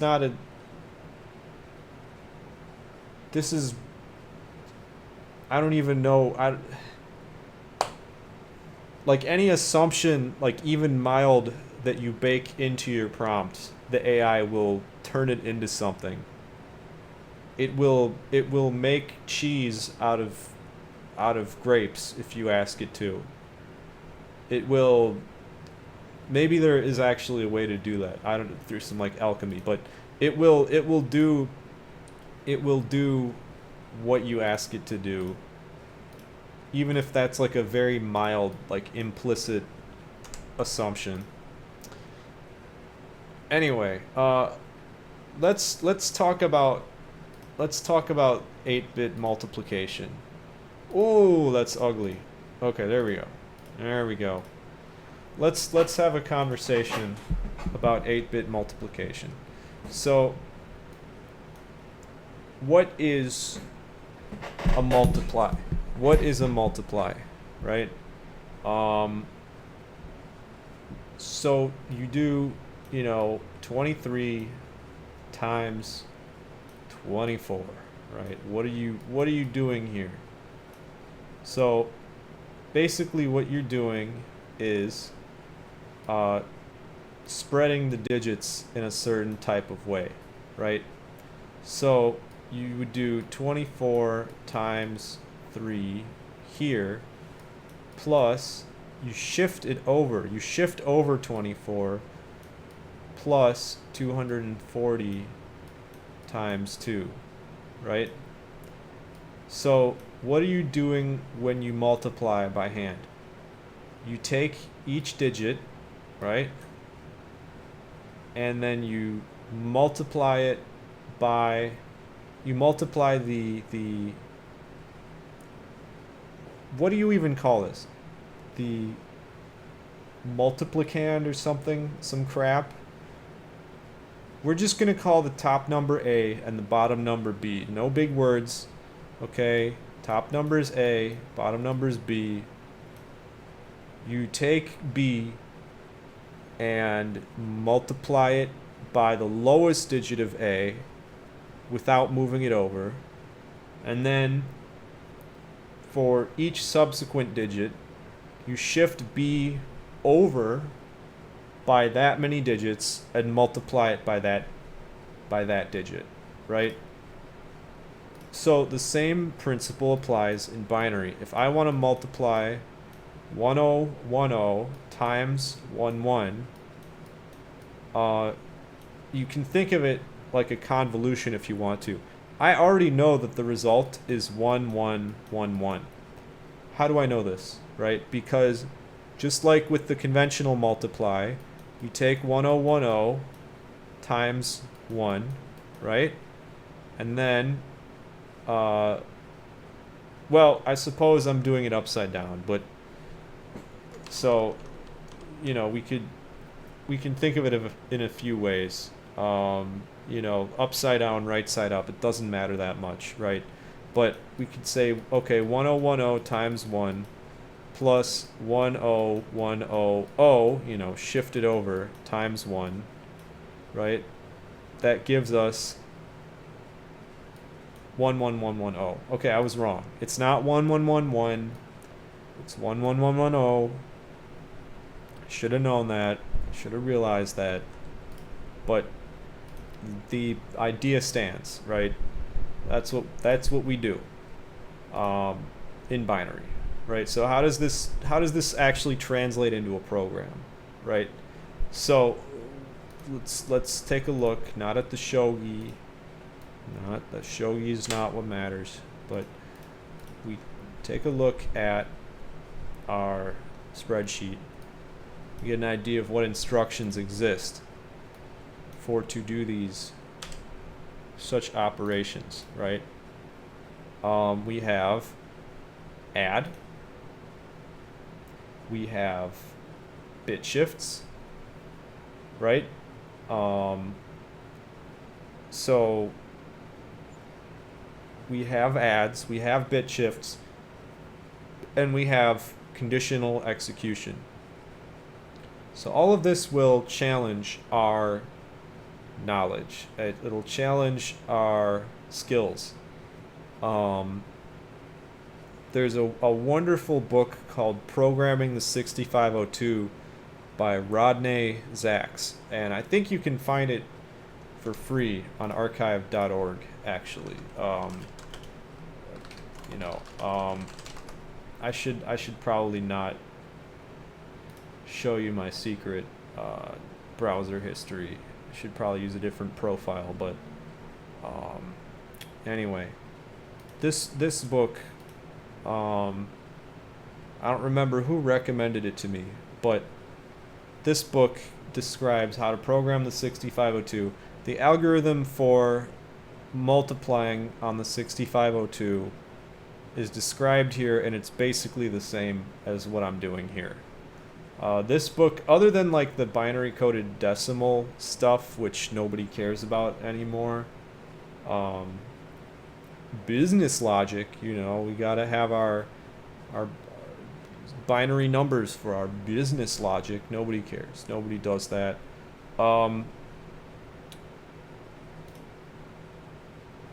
Binary coded decimal numbers. I won't even explain what they are. It's business, okay? Trust me, it's business. What is programming, right? It's a series of steps. It's a series of tubes. But no, I wanted to bring this book up because there is an explanation of the multiply. We jump to a page, maybe? Jump to page 52 without just like clicking in a ton. Oh look, change the URL. Oh, boom. Whoa, look at that. Basic programming techniques. Don't care about BCD, but look at this. This is our 6502 multiply algorithm right here. We can go full screen with it. Can we zoom in even more? Yeah, there we go. So this explains multiplication the old-fashioned way through the shift add algorithm. I'm not gonna read through this on screen. It has the same like kind of diagram that I just showed you right here in the lower left corner. But yeah, here's our flow chart of how you might, you know, do this, and it's a lot simpler than you think. Like this is using a lot of abbreviations. Trust me, it's not that bad. Let's say that we want to multiply two registers, right, and get the result into another register. How do you do this? What's the best way to do this? Well, we can shift any register we want. So, right. So when we do this multiply, we can take like, you know, this part here, right, and just shift it to get bits out of it one at a time, right? And then when we shift, right, so like let's say you have 110, you shift it over, right, you get 11, and then the carry bit is 0, right, and then we shift it over again, right, so this is maybe a logical shift, right, it doesn't really matter, right, we shift it over again, carry bit gets set to 1 because this last digit was a 1 and this one was a 0, right, and then this gets shifted over, and now we finally have a 0, right? So we can use that, right, fact that we've made it so that x and y are shiftable. We could use x or y as a source of information for just one of the operands in our multiplication, right? So let's think about this. Multiply algorithm, right? So one operand in x, which gets modified, right? This is kind of how you have to document assembly. One operand in what? It doesn't matter. In B, let's say, it doesn't get modified. And then result in A. Alright. So, first we load 0 into A. Then, right, let's see. What does our book say? Set A to 0, right? Is the least significant bit of MPR equal to 1? Yes or no? Okay. So what is this really saying? Shift X, right?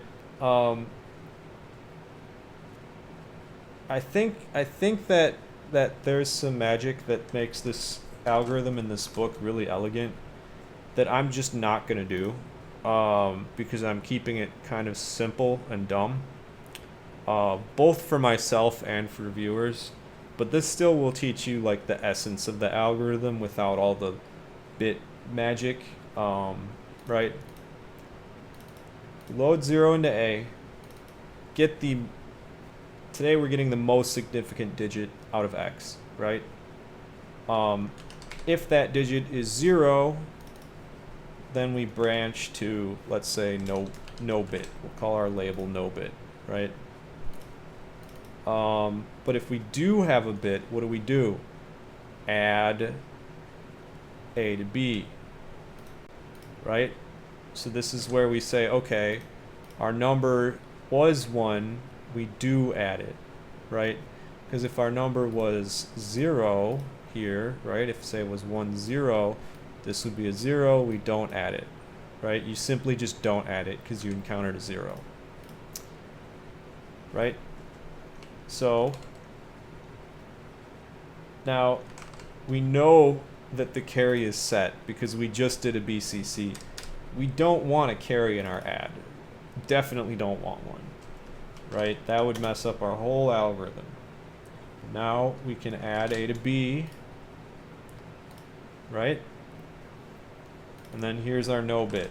Okay, so this is where we just continue multiplying, or whatever it is that makes us happy, right? All right. So what do we do here? Left shift MPD or right shift res. We're not going to do it this way. We're going to do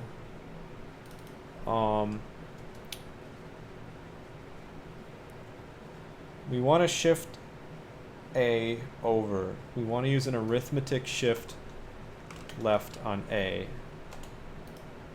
Right? So think about it this way. We got the most significant bit out of X, right? And then that, every time we go through our loop, is getting shifted over, right? So we want to shift A over when we loop, right? And now we shifted A over, so what do we do now? Are we done for 8 bits? Are we done for 8 bits? Well, we know we're done for 8 bits if X is equal to 0, right? So we can do, this is a 6502 instruction, bit X. You might say, oh, I don't see bit on here. Well, that's because bit X is actually move X, right? Move X to X. But when we do a move, we actually also set the CPU status flags based on the destination of the move, right? So now we bit X, and then here's a loop.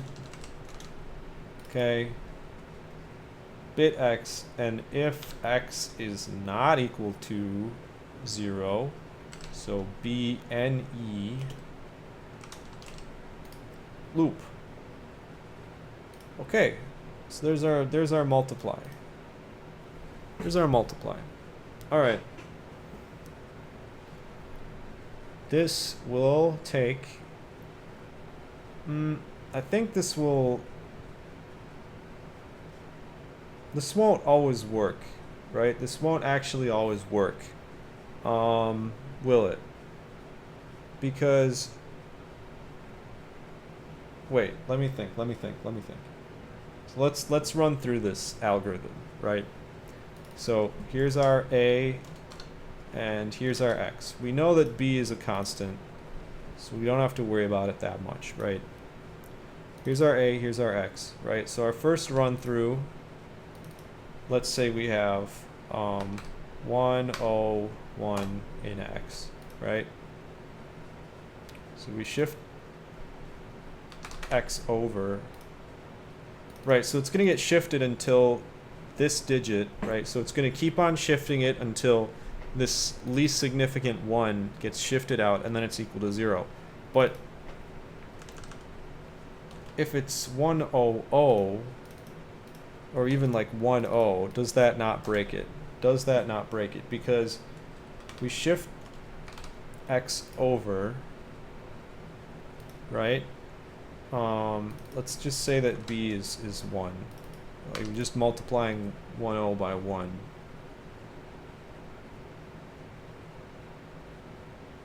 Okay, so this is going to loop through until eventually it gets to 10.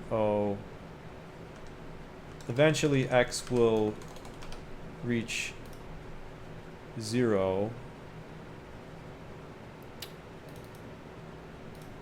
I don't know. I'm not totally sure. I think this is one of those cases where it's easier to run the program than to like run through every step, right? But let's at least assemble this, right? So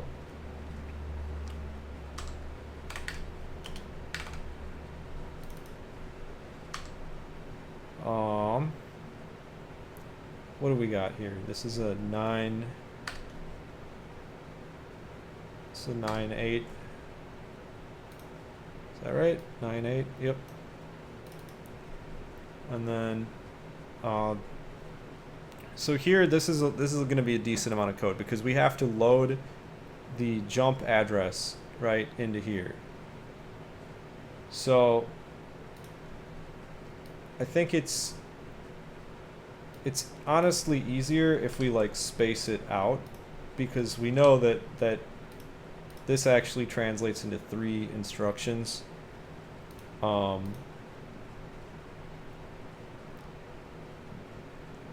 It'll make it easier to count for the sake of branching, I think. Yeah. So we know the last instruction here is just BCC, which, 14 in hex is what? Is that E? Yeah, E. So EO. But then we have to load into L the branch offset, right? And it's branching to no bit, so it's 1, 2, 3, right? And L, that's where the L is treated as a signed 8-bit integer for branching, right? So that would be, 4O, load 0 into the high bit of this, and 4-3. So that takes us 1, 2, 3 down to no bit. CLC is just A, ADCAB, 80, ASLA, 90. Like you really could just learn this, like it wouldn't be that hard to just learn this. You just have to learn like these arithmetic ops would probably be like the trickiest part, or like the branching ops and these little moves. Like there's like little exceptions, but like you could read probably like half of the assembly code with very little knowledge, like just knowing like 8 or 10 things,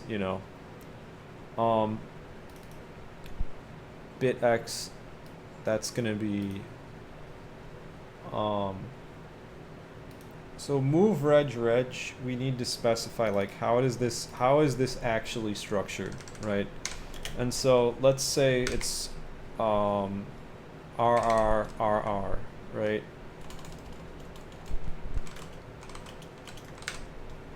Yeah.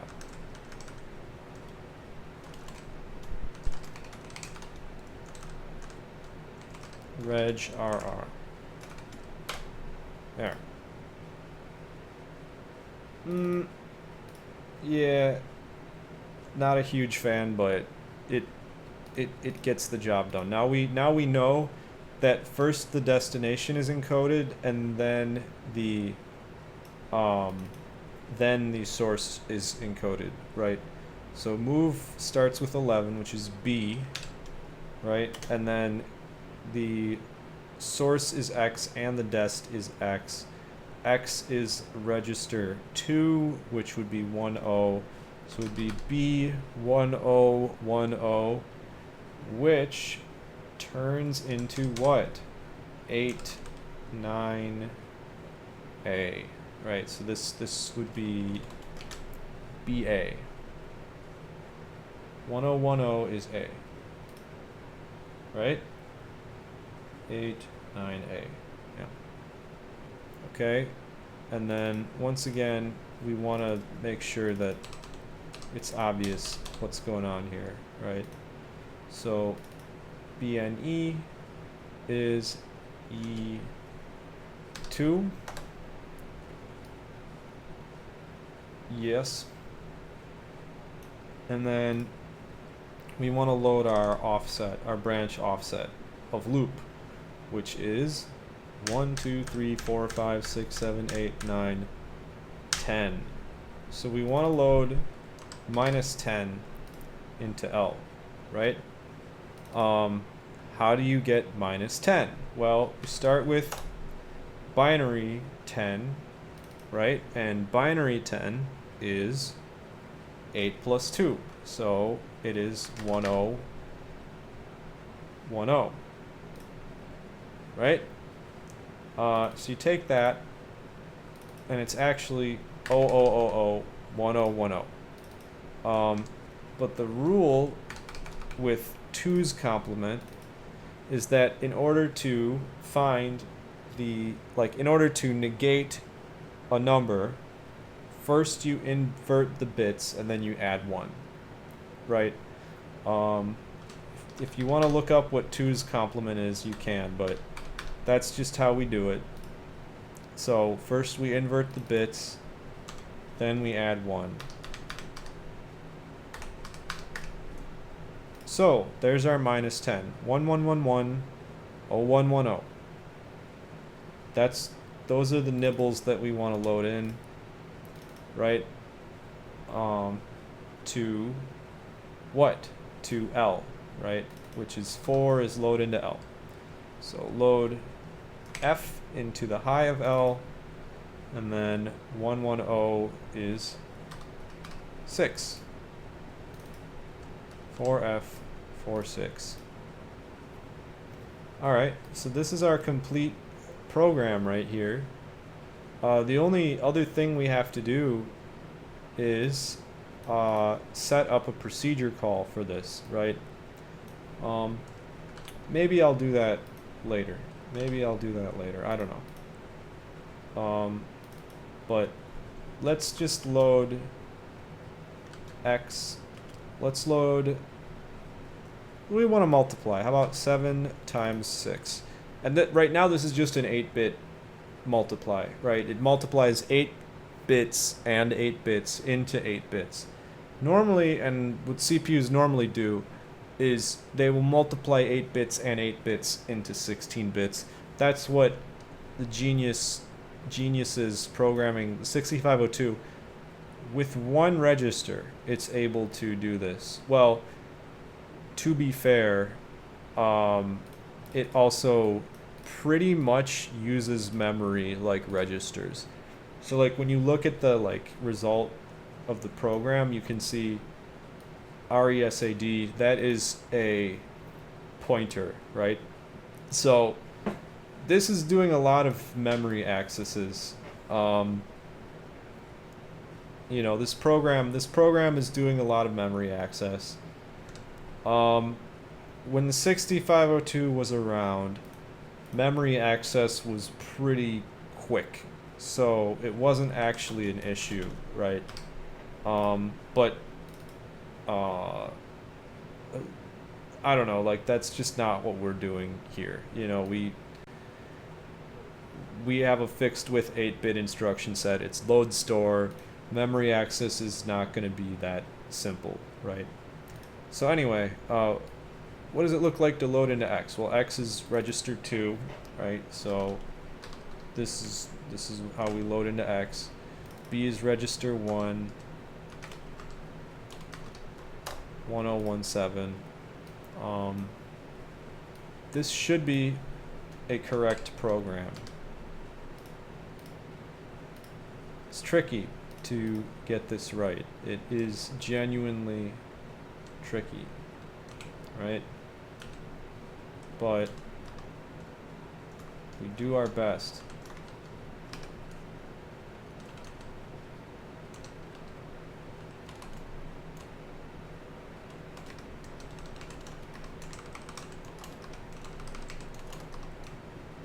Let's macro this out. Helix macros are a little funny, but we'll do it. So helix macro. Go to the next line, add a comma, and indent. Amazing macro.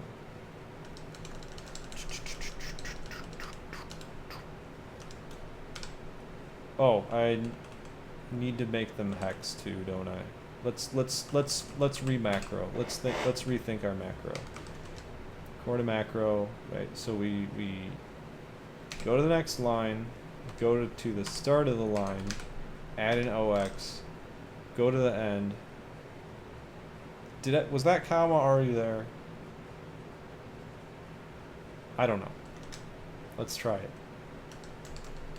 The comma was already there. What a tragedy. What a tragedy. One more take. This is how macroing genuine, like, you watch these short videos, you're like, oh, macroing, it's so elegant. No, like, unless you spend a lot of time macroing, like, this is just what they look like. I am trying to, like, almost make, like, a clip here. Not really. Like, normally I would just probably kludge it, but I really do want to get this right. So, go to the line, go to the start, add an OX, go to the end, add a comma, end macro, boom, boom, boom. There she is. If there's an error in this program, we're going to have a very hard time figuring that out, I will say. That will not be fun. The memory size will need to be big enough to store the whole program, which happens to be, what, 17 bytes long. Okay, so let's just make it 20. Now, this is gonna take many cycles. This will take many cycles.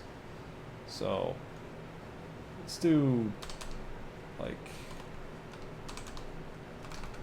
we'll try 100 maybe.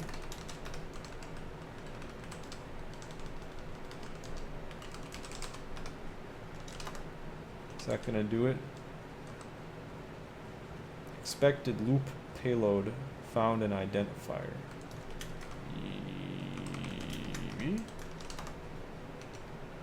Oh, just an empty payload? Alright, let's watch it spit out a bunch of garbage. Panic! Index out of bounds. Well, let's see what the outcome is of this, at least. You know, what did it try to do, you know? No, we don't care about that. We didn't implement anything. What am I saying? I didn't even put the work in, and I'm acting like, oh yeah, this is totally gonna work. I didn't even implement bit shifting yet, and I'm like, oh yeah, this is totally gonna work. I literally didn't even implement bit shifting, and I'm like trying to run it.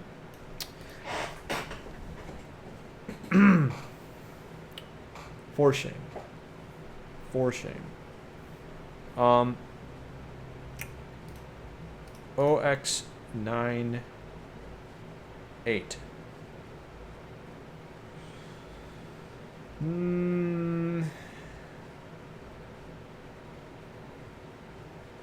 How do we want to do this? Just kind of like hard code a bunch of these. Let's put them. Let's make them friends. Okay. Let's make them real friendly so we can code this more quickly.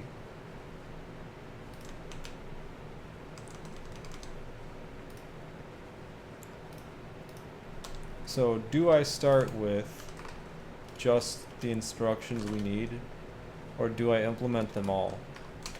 I think we'll just start with what we need.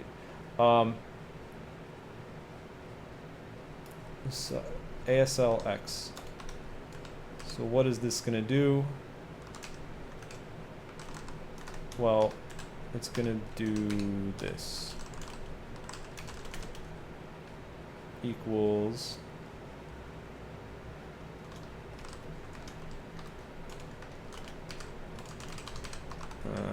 yep. Shift by 1. Now actually, can we shift with overflow? Is this a thing we can do? Zig. Zig. Oh. Shul with overflow. Do we have sure with overflow as well? Is that an option? It's strangely not. Strangely not. Isn't that weird?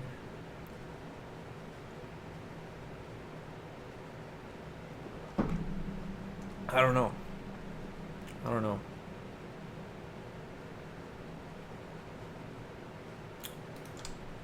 Strange. Set flags. Shifted. emu.x equals shifted. Alright. And of course, we also have to do the same thing with a few different registers, right? We have to do it with arithmetic shift left. We have to do logical shift left. We have to do, well, no, we don't have to do logical. We have arithmetic shift left and rotating left. That's what we have. So since we have to do this shift on multiple registers, I guess we can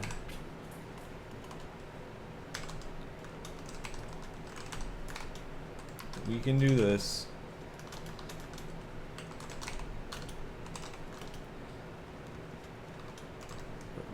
Registers a U8, rotate. Best way to do this. Best way to do this. Yeah. Rotate. Cool. Alright. So how did we do this before? Well, we did this.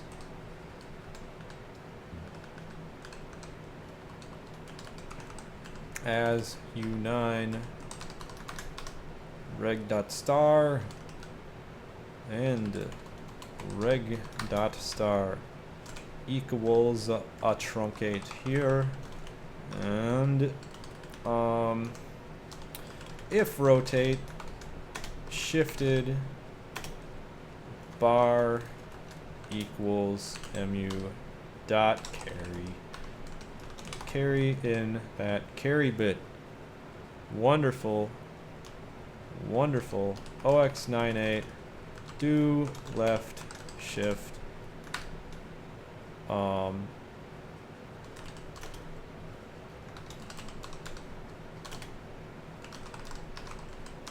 there we go. So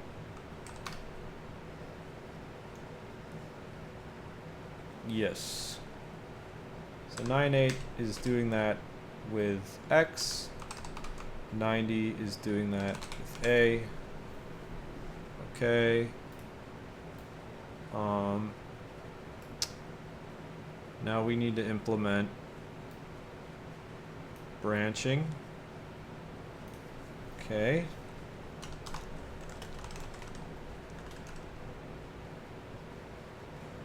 Wait, what is this? What does this look like in code? Never start with the abstraction, always start with the code. Always start with the code. E is 14. Right. EO. That's what we have. Yeah, branch of carry clear. EO is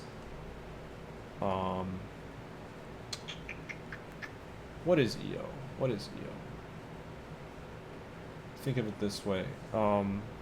If not mu dot carry then PC plus equals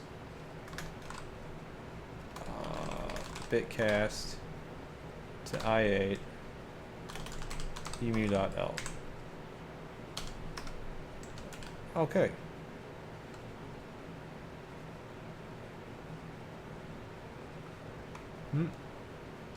emu.pc. Still doesn't like it. Why don't you like it? We use L as a signed integer and we add it to the PC. Why are you mad about this? Why you have problem with this? Let's run our Zig build again. Did this get always on top? Did somehow it did. Let's run our Zig build again and see if we don't get a more detailed error about this funny thing. No, it just simply says invalid left hand aside to the assignment. Is it wanting some of this brace action? Is that what we want? Okay. This is a little bit of brace action. Do we have to do this? Does this even matter? This is only for getting a value out of the switch case, isn't it? See, I'm like, oh, Zig is so ugly, and then I just like don't even need to make it ugly. Like, it's all my fault. It's totally all my fault.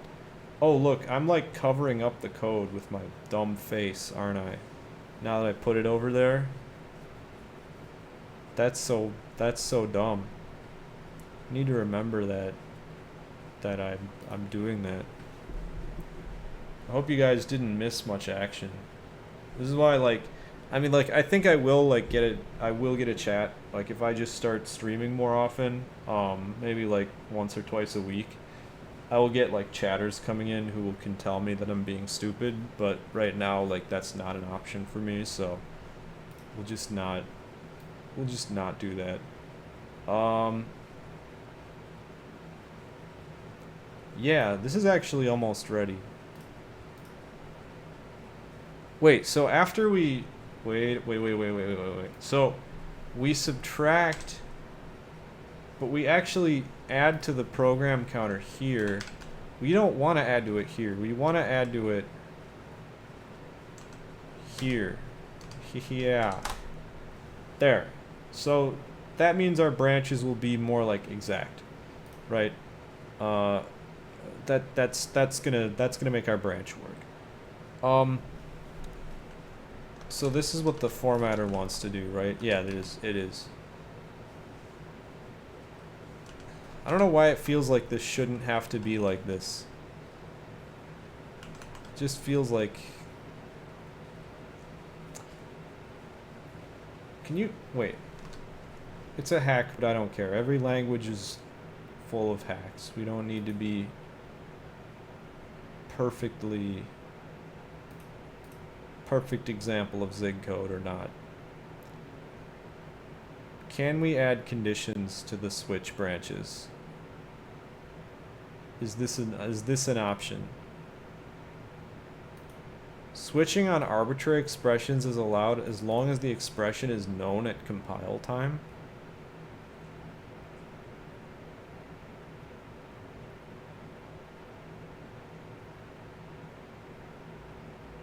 Okay.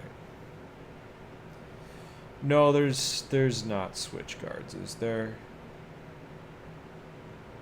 I don't think there are switch guards. I think that is not a thing that we do here. What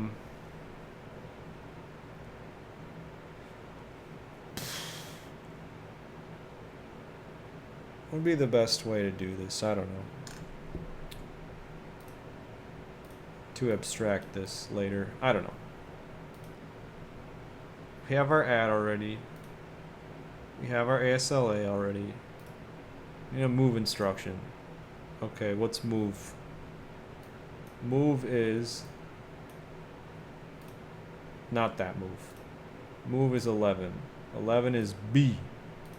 Okay, so OX BO through OXBF. Love these. I love these ranges for what I'm doing. I mean, it's just Zig just does it. It does it. It does it. It does it. I need to stop talking about Zig, but I can't because it's so beautiful. Now, our things that we can move to and from are A, B, X, and Y, right? So these are where do we have? Okay, li nibbles. Yeah. Const move nibbles equals. It's the same type of idea here, but I don't know why I didn't just like copy this. Wait a minute. The move nibbles are the same as the li nibbles. Should I even call these li nibbles? Why are they called li nibbles? They're not nibbles. Gosh dang it. They're not nibbles. They aren't nibbles, guys. They're just registers. They are just registers. And they're my registers. Gosh darn it, they're mine. I'm kind of like, wait, so like why can't we wait.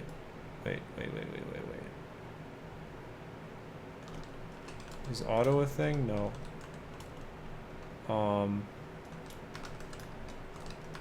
Is this an option? Set the regiges. Wait a minute. Unable to infer array size. Okay, there's 6 of them. How about that? There's 6. Use of undeclared identifier. Maybe? Is this use of undeclared identifier?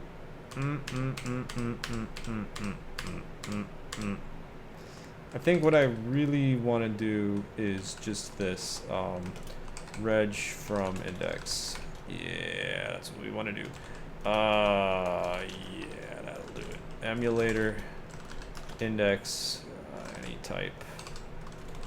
I know it's probably going to be a U8, but maybe we're trying to do this with, well, no, it'll probably be like a U anything, to be honest.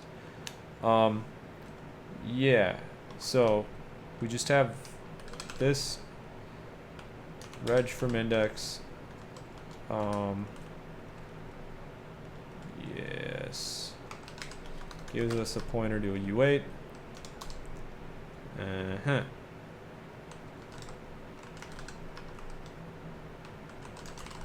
Alright. Simple enough. Reg from index. Look at how nice that is now. Alright.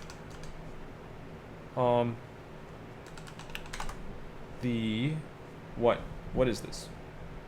What is this? B's are the moves. B's are the moves. So reg from index, right? And remember, it's bit. So we want to get some very particular bits out of this. Get some U2s from here, right? So our destination is the 2 bits after the 2 lowest bits. So what do? We shift the instruction over by 2, right? And then we AND it with OX3. Yes. Dot star equals reg from index. Now actually, we'll do this. Dest equals, because we want to, Wah. I don't know. I'm not a Helix Pro, to be honest. Not always a Helix Pro here. Des.star equals reg from index ox3 and simply get the bottom 2 bits of the instruction just like that. Just like that. Folks, my chat view is going down. I've had one beautiful chatter tonight. We will get more, but my chat device, which is just my phone sitting here, is about to die. So I will lose access to my wonderful chatters. I will finish this stream, and I hope to see more of you next time.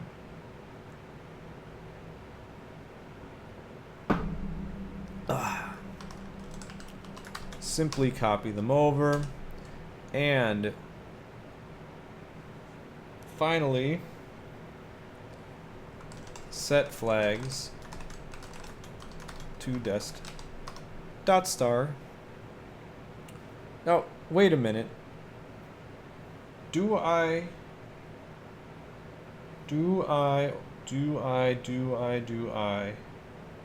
want to set carry here? Do I even want to set carry? I think I don't. I think I want to set carry manually, like, every time, pretty much. Because, like, in this case where we're moving, I don't want to overwrite the carry value. I do not want to overwrite the carry flag. That would be a mistake. Right? So we do not want to do that. 0 and minus, yeah, we can set. But here we're just moving values around, man. We don't want to clobber the carry. We don't want to clobber and slobber all over the carry. The only other thing is the E2 now. It's that E2. Okay, and we'll make it dumb. If not 0, right? Because 0, yeah. It is a little silly that, like, it's called the Z flag, but our instruction is called BNE. But what we really mean by BNE is BNZ. Branch if not 0, right? But we don't do it that way, do we? Do we now? Anyway, if it's not 0, do that. And now, I believe we have what could be a program. What could be a program. I probably covered up this code with my dumb face again. Don't worry, guys. I'll get better about this. I will get better about this. Maybe I'll put like a Bonzi buddy in the corner of my screen so that I can, like, know not to do this. Anyway. Meh. I'll put like a little, like, warning sign in the corner. I don't know, find like a program I can just sit on top all day.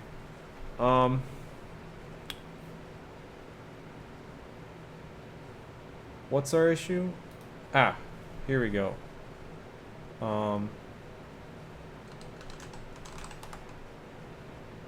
Right, okay.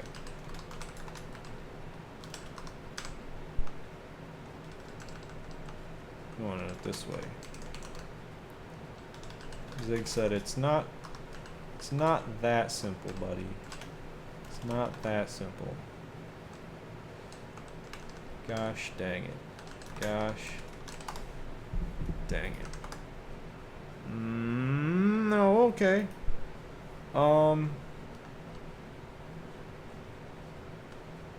Right. Just make this mutable. Some people are like, no, you have to if it's const, keep it const. Const is clean. It's like functional programming. I'm like, no. Computers use registers. Registers are mutable. We don't do that. We don't do that. Emu shifted. Yes, yes. Oh, if not emu.carry. I forget that Zig Zig does not do coercion of such a type. Emu.pc plus equals as I8.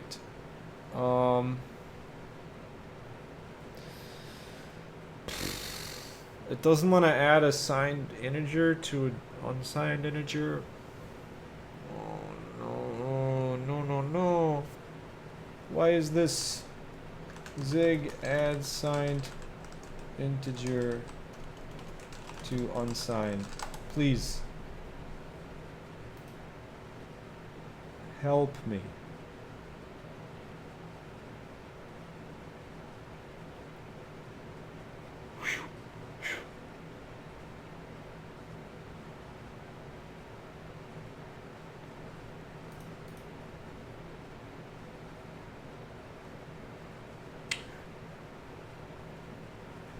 Add with overflow. We can do that. That's super lame. That's super lame. So the reason we can add with overflow to simulate a signed add is basically because we can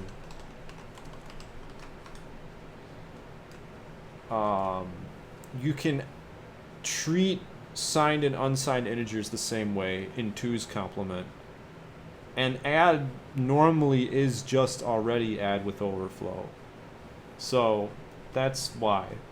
But I don't know, I'm just gonna make this a function.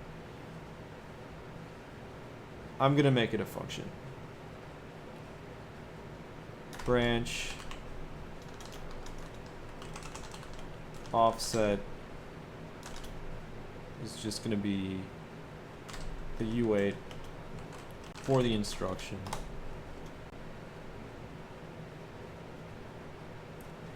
And what does this look like? Well, you know, I do have all of my branches in one spot, just like this. So I could just say, you know, E0 through E, what is it? Oh, 1, 2, 3, 4, 5. Okay. E0 through E5.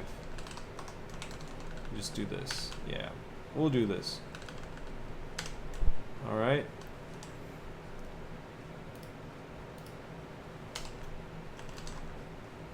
Test equals.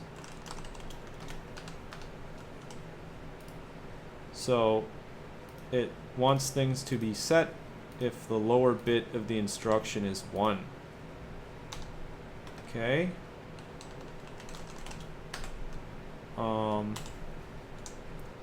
And then the flag,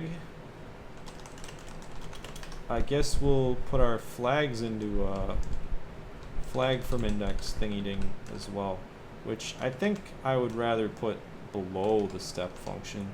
People want to read the step function, you know. I would think maybe they do. Flag from index gives a pointer to a U1. Okay, same type of deal here.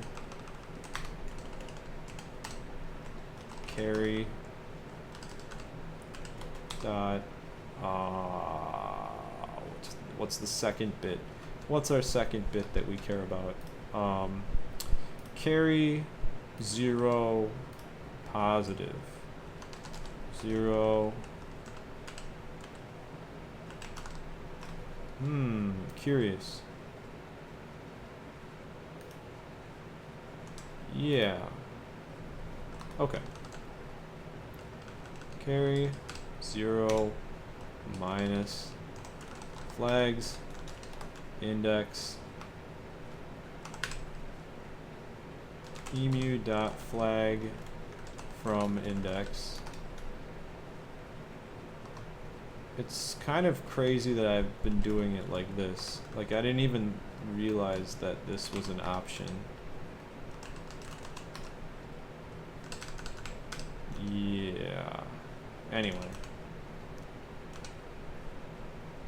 Flag from index. How do we figure out what flag it is? Well, that's going to be determined by shifting it over by 1. Yes. So instruction, shift it over by 1 and OX 3. There we go. So, putting it all together, if test equals flag, and I mean, you know, we can do it like this. U1 truncate, get the lowest bit of the instruction. Why is it mad? Oh, the word test can't be. Ah. Wow. Well, I mean, we're gonna branch if the carry is set or if it's clear, whether it's set or clear. So, I guess we could say this is check or desired state. I don't know, man. I don't know.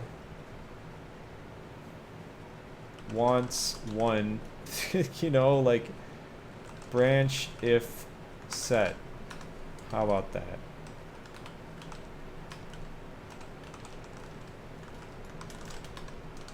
Okay. At truncate. Alright. And then finally, you can use an add with overflow.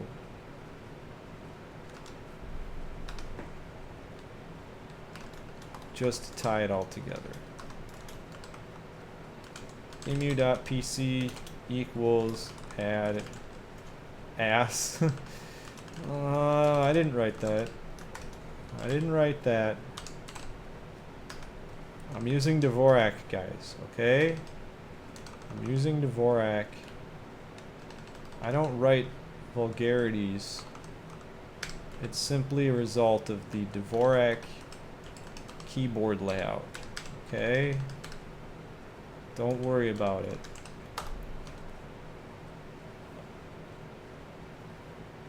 This will probably work. Do I have to do all this?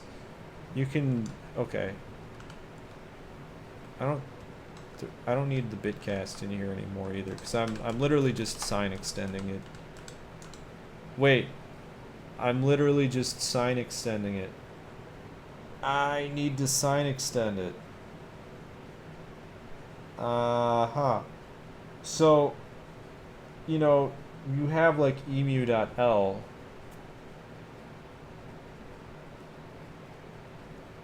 You can't just, you know, cast it.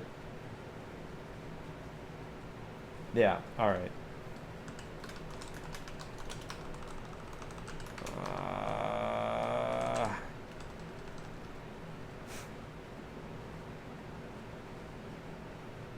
This is such a pain. This is...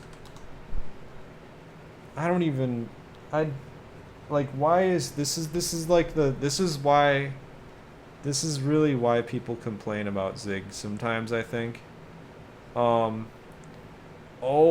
there's a funny operator. I forgot about this. We don't need add with overflow. We can actually do plus % equals. Yeah, so that's a crazy Zig operator right there. But yeah. Can we... Wait, why isn't it complaining? This should be an issue. right? Huh, okay. Shift in nibble. I don't know how that got that way.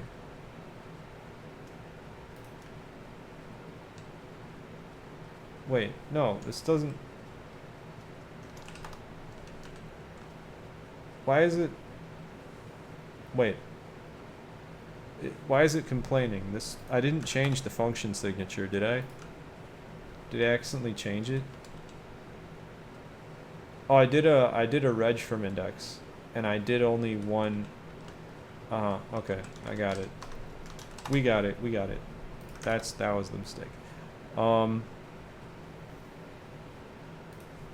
Set flags. mu.set flags.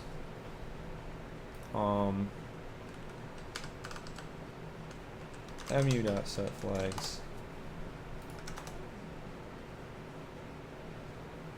I'm starting to get this thing that happens with Zig code where it looks like crunchy. Like, I don't know how to describe it, but like this whole like block of statements it just looks crunchy.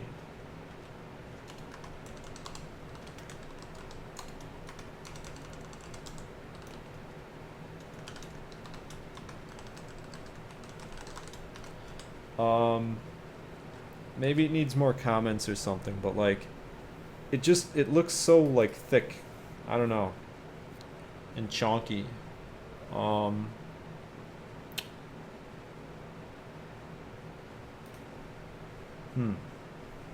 Okay.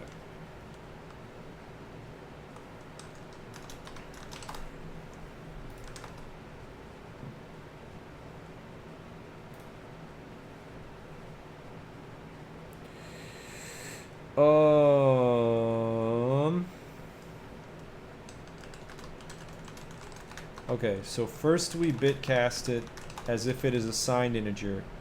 Then we turn it into a bigger signed integer. But it doesn't like that.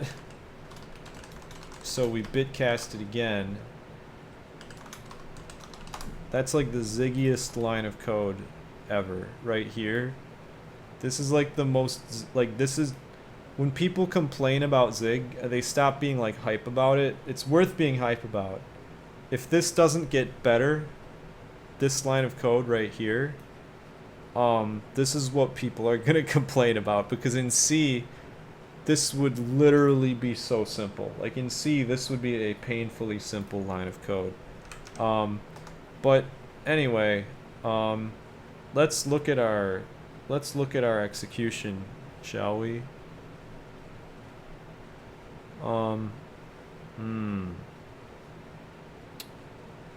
This is a mess to read. This is a mess to read.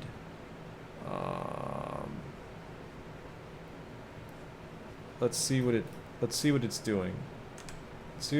Let's compare it to our program that we wrote. I think I'm gonna do something though. I think we don't need to see all of the memory. So we're just gonna dump status. And if anyone's chatting right now, I'm sorry. I just can't read it. My chat view is gone. Actually, that's not true. I have... Okay.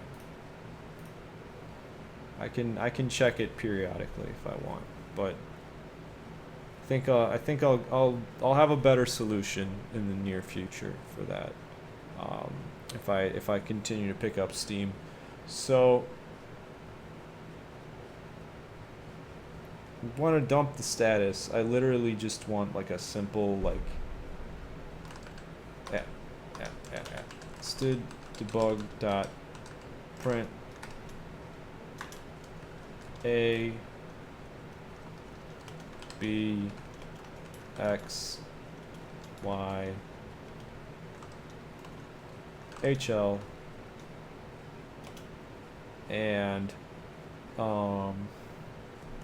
what else?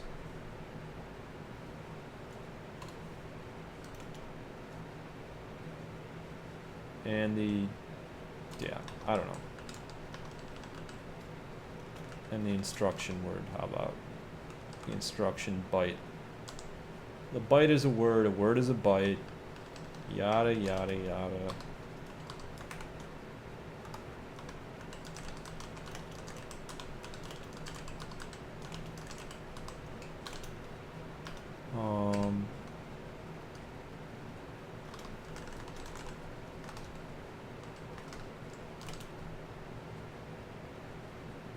Wait. Let me just do...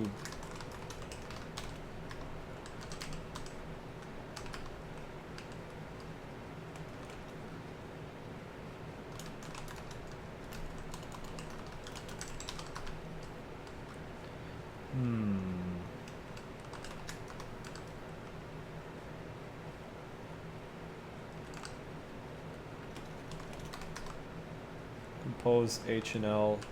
Really don't have to do all that. I can just concatenate them. Just concatenate it. Don't bother with that.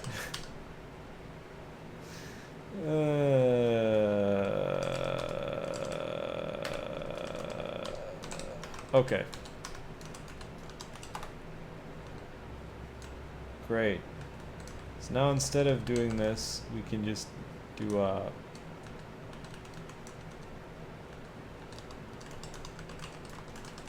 dump status. This probably needs a new line.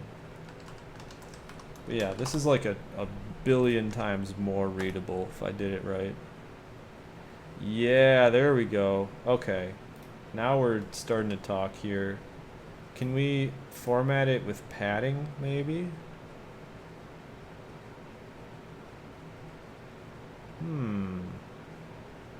Any gives the default formatter.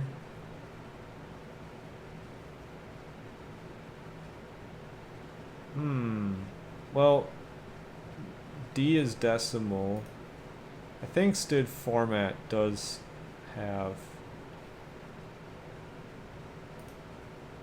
No. This is the struct for format or something. There is actually documentation for the formatter in here somewhere.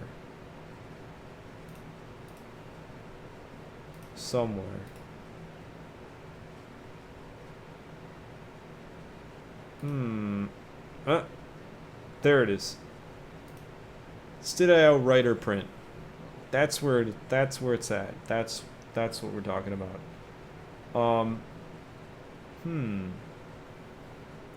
So these are the specifiers. We want it to be hex. We do want it to be hex. So these can all be X.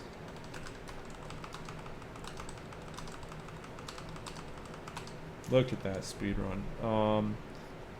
And then we want it to be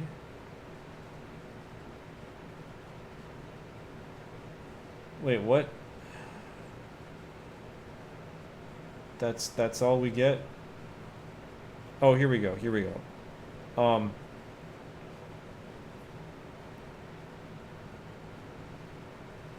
Fill is a single byte which is used to pad formatted numbers. So it's argument, specifier, colon, fill alignment with dot precision. So I think we can do colon 2. I think x colon 2 will pad things out. Dope. Okay. Let's see it. Yeah! That's fine, I guess. And we'll just add a 0 here so that it doesn't... Yeah. Okay. Fill it. There we go. It fills it in with a 0 if yeah. Alright. Okay.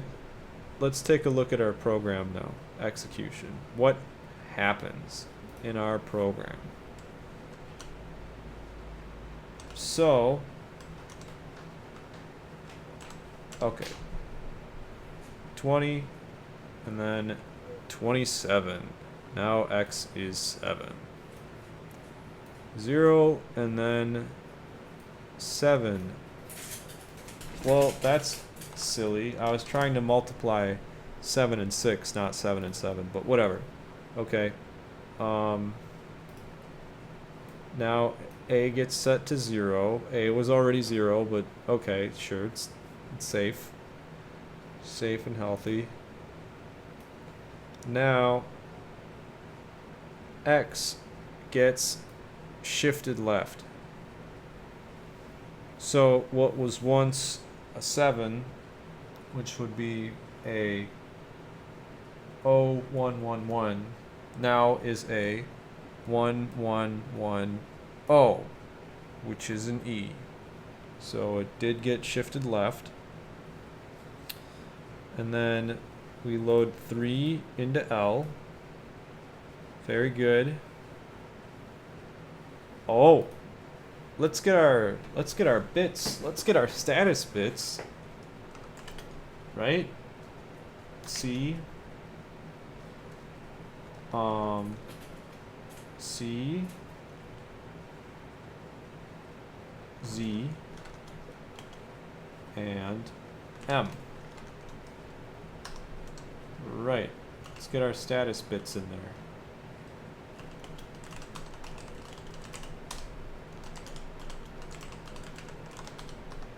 Yeah, alright. So now we're trying to multiply 7 and 6, not 7 and 7. We have some status bits. So let's go. Let's go.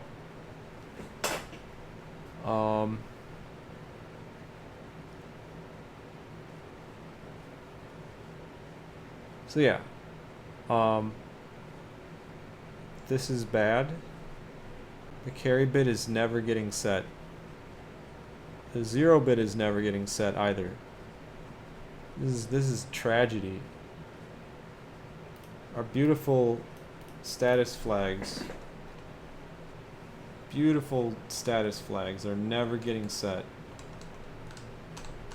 I mean, have you ever seen such a tragedy? Why is this? How could this be? I know why. I know why. We haven't executed nearly enough cycles.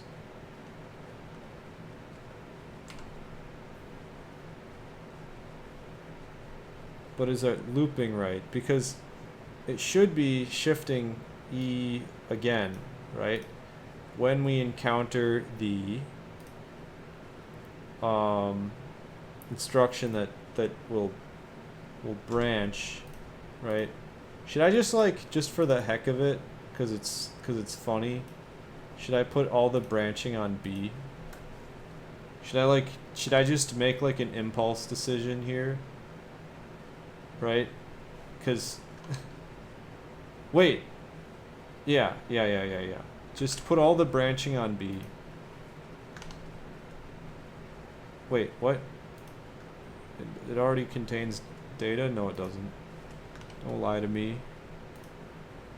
Don't lie to me. We're putting our branching on B. We're putting all of our branching on B. So we just switched off B and D. B and D are now separate. So D is now move. D is now move. B is now branch. Because it makes me happy. Okay? B for branch. You can't argue with that. There's literally no arguing with it. So now we just change this.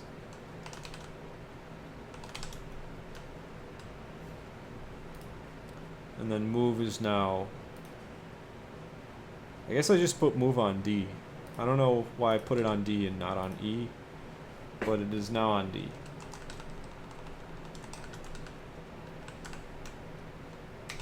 Insane. Insane. Let's fix our program.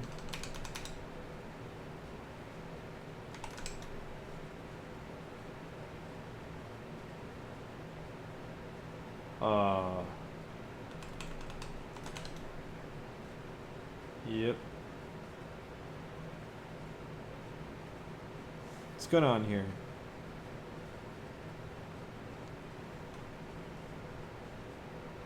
Okay. Yeah. Wonderful. I'm sure this didn't fix whatever problem is going on, but it's a big mistake that I made earlier, not putting branch on B. What a ridiculous thing.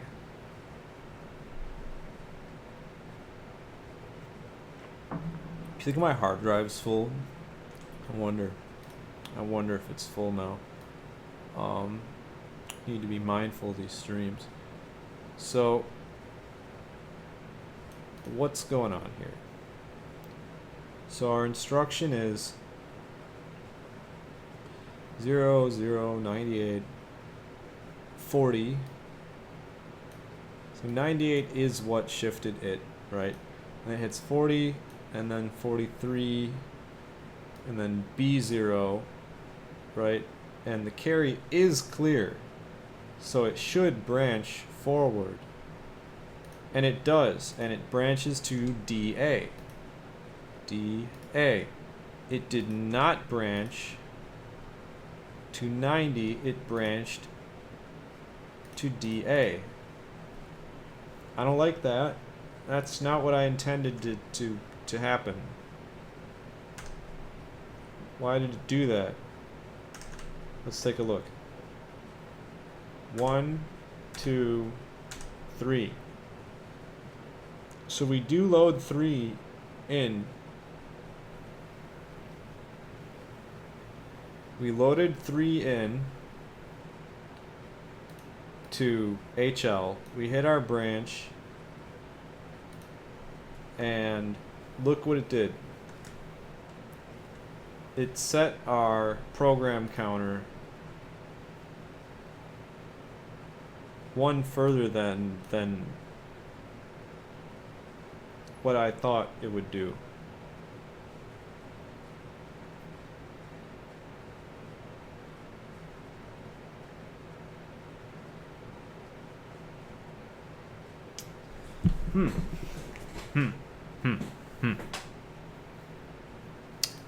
Program counter is it's going, is it, oh because it's incrementing PC before it branches.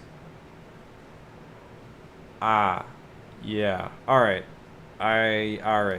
Okay. All right. So, I mean,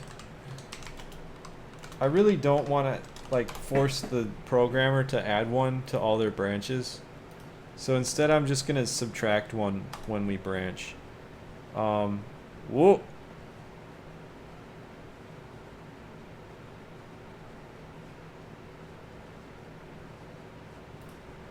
Panic. Index out of bounds. Okay, what happened here? Did we get a multiply success? Is that what happened? I don't think we did. I think we got something happening though. Cuz the carry bit should be set like here. So like when we do our shift, you know, here's our shift 9-8, you know, we just shifted X, and our do left shift apparently didn't set the flag. Right? It didn't set the carry flag. Of course it didn't set the carry flag. I didn't set the carry flag. I didn't set the carry flag. That's incredible. Wow. Wow. Alright.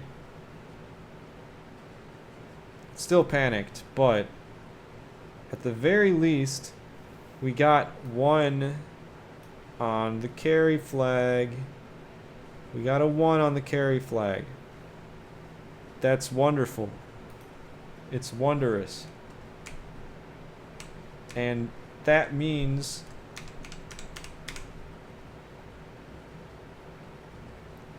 okay, so it means our branch should not occur. Does that mean we executed an 8-0? We did execute an 8-0. In fact, our carry was even set to 1 here. And we did execute an 8-0. And then we exited the whole function, and it got an out of bounds exception, which means execution ended. Execution ended.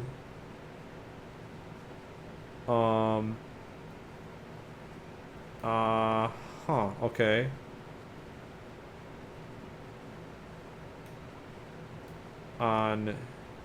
At this point, before A got shifted into nowhere. Hex 6-2. So we just tried to do a 7 times 6. And as you may know, 7 times 6 is 42. What 7 times 6 is not is greater than 42. But what is greater than 42 is whatever 6-2 is in hex. That's not good. What is 42 in hex? Let's find out. 42 in hex. Well, we know that 48 is 8. Is it 8? No. I'm silly. I'm really silly. 48 is how many 16s? 3 16s. 48 is 3 16s. So it would be OX 30 is 48. So if we subtract 8 from that, we get OX 28, right? Which is the same as 32 plus 8, which would give us 40. I did something wrong on the way. 42 is OX2A. 42 is OX2A.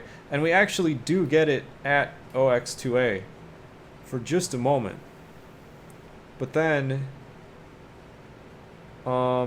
something wrong happens.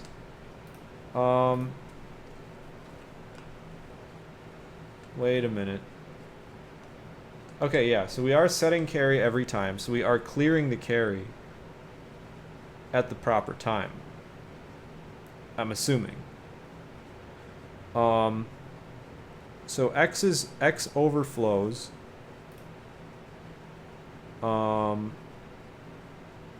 Once the carry gets set, A gets set to 7, 7 gets shifted into E, carry gets set again, E gets shifted. No, E gets added to 15. This is all making sense so far to me. Because the carry gets shifted in 1, 2, 3 times in the whole routine, right? And it's right at the end. Those are the 3 bits at the end of the number 7 in hex, right? So if I set this to, we're loading a 7 into here, right? So if I set this to like 101, right, which would be in binary, right, which would be 1, 2, 4, so that'd be 5, right? If I set this to 25 and execute our program, our multiply will give us carry is set, no carry is set, and then carry is set, right? And that gives us A1C. The problem, of course, is that for some reason, like, our program keeps executing, so that's not what we want. You know, we want it to shift it at the correct time. Now, A1C, is A1C the same as 5 times 6?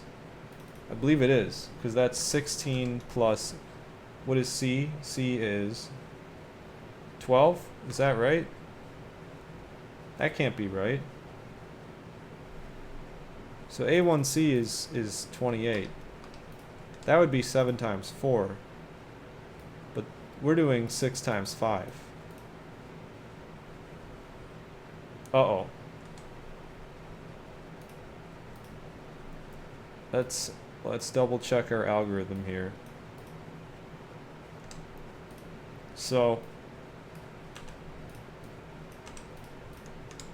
this is the hard work that makes a computer happen. Like, all this work I'm doing here is way easier than what someone in like the 80s would be doing to make a computer happen, or in the 70s. This is like the easy version.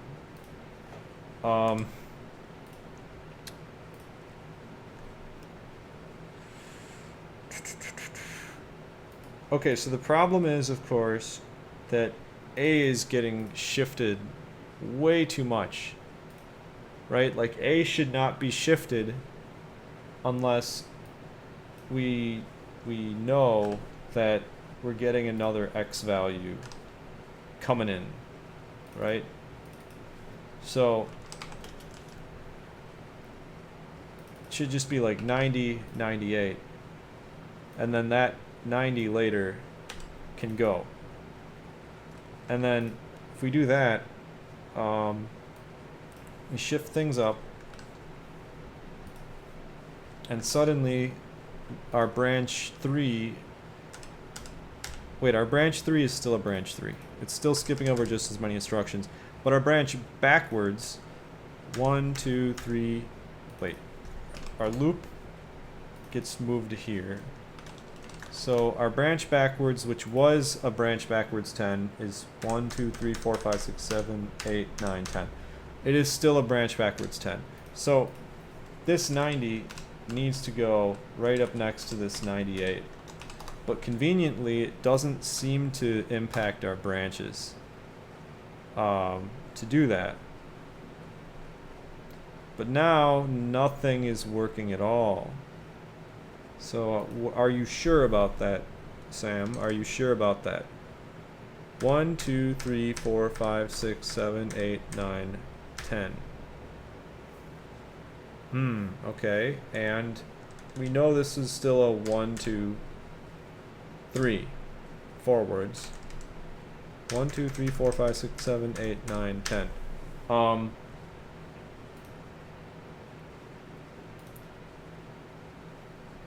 What is happening when we hit our B2? What is happening when we hit instruction B2? Here's our B2. It is going to 98. It is going to 98. What did we mess up? It is supposed to be 90, 98. Right? Because that will be checking the bottom bit of X instead of the bottom bit of A, or the top bit of X, rather, instead of the top bit of A. Okay. So right now the result that we're looking for is 5 times 6. We're looking for 30. 30 in hex is OX1, not C. Wait. OX20, 1F, 1E. It's OX1E is 30. That would be a correct multiply. You can tell the algorithm's like mostly working, but it's not. It is not.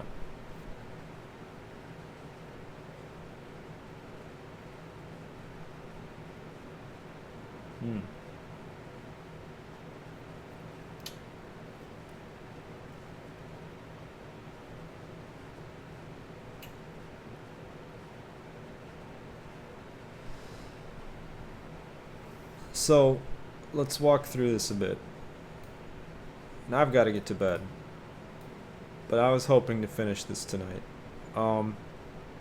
7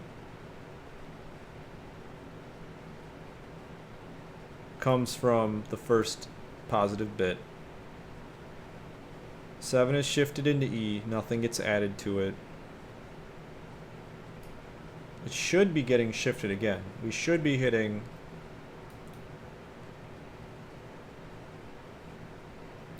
like carry is 1, so 7 comes in.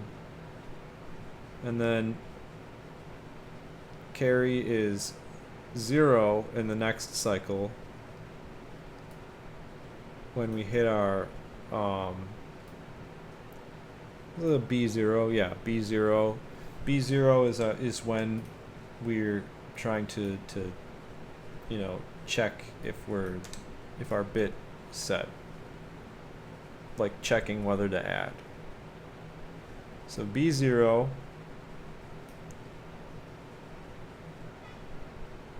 our carry is set, so we do add is 8 0, right? And then here, this B0, we don't do that, but we do at least do a B2 back to 9 0, which is where E gets shifted into 1C, and then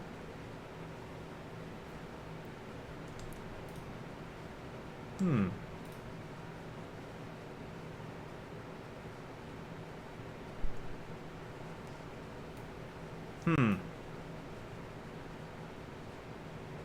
35. 35. So first we get a 28 and then we get a 35 out of this. But this is the final result right here, is we got 35.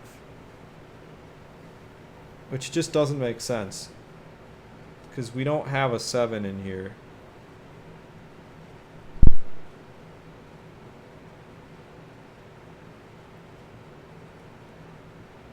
I don't know, guys. I gotta go to bed.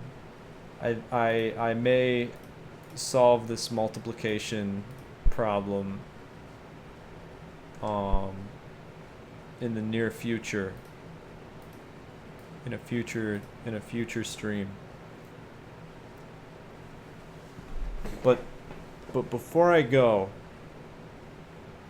let me give it one last moment of consideration as to what's going on.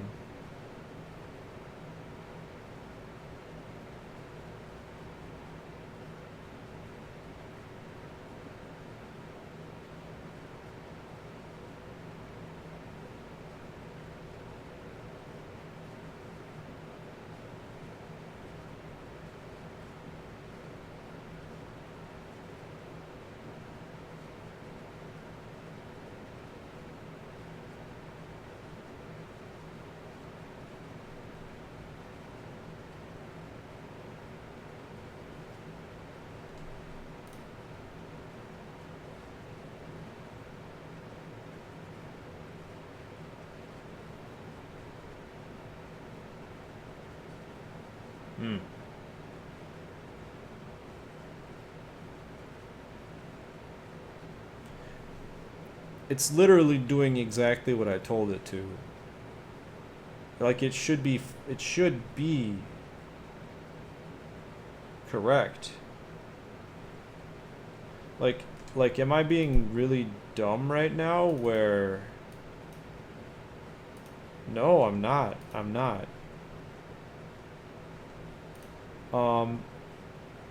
Like, okay, so we take the value 6, you know, so on our first iteration, where anything gets set, 5 is represented as 101 in binary. So when it pulls this 1 off and we get 10, A gets set to 6.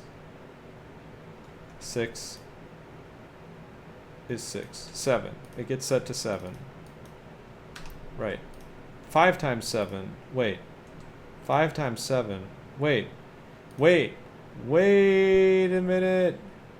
Wait a minute. I found the problem. I figured it out, guys. I figured it out. I figured it out. Okay, I finally figured it out. I can finally sleep easy because I knew this would wake me up at night. We aren't clearing the carry bit. That's the problem. A0 is not implemented. That is the problem. If only I could realize just how simple it is to solve the problem. Oh my gosh. So yeah. So CLC SEC. So literally just A0 is emu.carry equals false. That's why our 6 was turning into a 7. Because the carry bit was being set. I should have this thing print out a warning. I should have had this thing. God dang it. I shouldn't say that. Gosh dang it. I should have had it print out a warning. When it hits an unknown instruction. It has been working. It has been working. My gosh.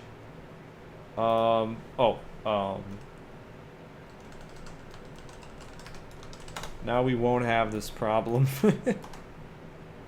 No way. No way. Give it an empty struct here. And be happy. There we go. Finally, 1E. 1E is our result. Oh my gosh. Let's multiply two more numbers. Let's multiply 8 times 9. Let's go. 8 times 9. And the result is... Oh... What is this? Wait. What?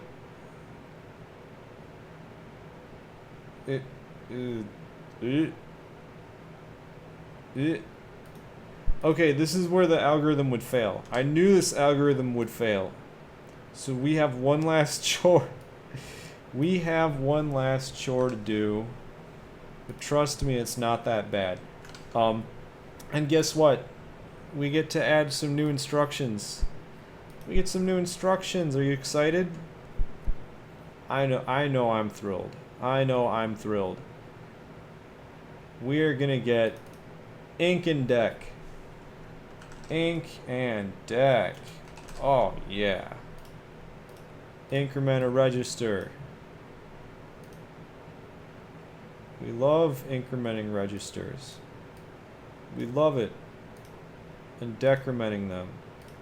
That's what the first time people ever tried to prove something about computers, or at least like integers, they have to prove it using increments and decrements. That's like the starting point.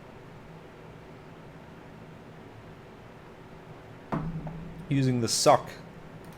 You know, like I could call ink suck if I wanted to be given a homage to the history of computer science. The suck is a very important piece of computer science knowledge. I'm not even joking, it is. It literally is. That's not a joke. But anyway, what we want to do is load counter variable into y, because we know that we're multiplying 8 bits. Okay, we're multiplying 8 bits, and that's going to translate into y is number 3, 3038. Okay, and then when we loop, instead of doing bit x, we do dec y, decrease y by 1. That is going to be instruction AF. AF. Alright. AF, man. Whatever that means to you. Nothing vulgar, of course. That is A and then F. Okay. Dec Y. So, that's not the worst modification to the program. So, we load 8 into Y. We decrement Y, and then if it is 0, right, then we do not loop. That's the idea. So we had this DA, you know, D for move. D is move.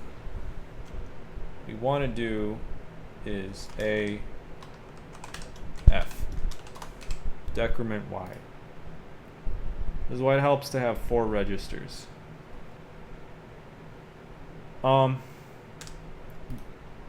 So the reason why it failed was because when the lowest, when we're doing like shifting, all this shifting around of bits, right? But we stop shifting when the lowest, when x is equal to 0. Then how do we know the difference between like 1 0 or 1 or 1 0 0? We don't. We don't know the difference between them. So it's better if we just make sure that we always do 8 shifts.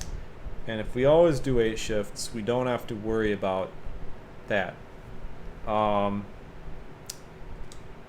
Did I implement increment and decrement though? I did not. Don't run it yet. Don't run it yet. OXA8 through OXAF is going to do what now? Right? Well, we can do 9 ABC, right?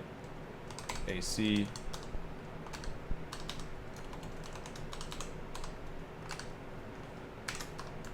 Or B rather. Right. So increment, decrement. You know, something tells me that I've been a little bit silly somewhere, somehow, with not doing like a shift add somewhere, somehow. I don't know. Maybe not. Or not doing like a wrapping add or subtract. But, you know what? No. We'll use bit checks. We'll use a bit check. Okay, so. No, we don't. No, we don't. No, we don't. We don't want to do that. So the first thing we know is that we're gonna set flags on the reg. The second thing we know is that the reg is getting added to or subtracted from. And then the third thing is what reg is simply the lower 3 bits of the instruction, right? So we would do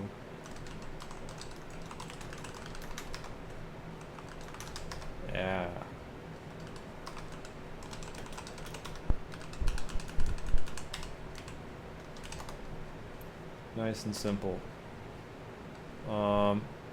Local variables never mutated. That's a funny thing about pointers, right? Technically the pointer is never mutated. Does it Does it not care that this is a pointer? Don't I have to dereference it when I pass it in? Okay, I guess not. But yeah, I mean, yeah, it doesn't want that. To do a zigism here. Zig is a little funny. But now it's not complaining. Okay. Now it is not complaining. And now that we've done 8 times 9, we get 4, 8 out of it, right? So we know that 8 times 9 is 72. And we know that 4, 8 is 4 times 16, which is 64 plus 2. So that would be 66. So that's not exactly right, is it? Is it now? How could this be? How could this be? And look at that, our program is now like the same size as our memory. It's like a 19-byte multiply program. It's getting pretty big. Like if we compare this to the 6502, you know, it's got about the same number of bytes. And this one's actually doing 8 by 8 into 16. So maybe there's something to that. 6502. Shouldn't rip on it. I should respect it.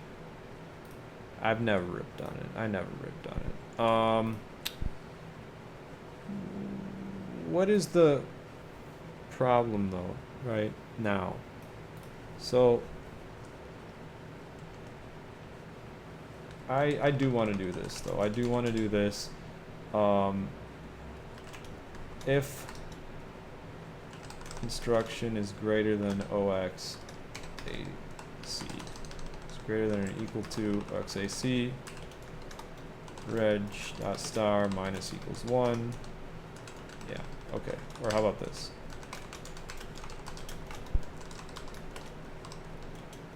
There.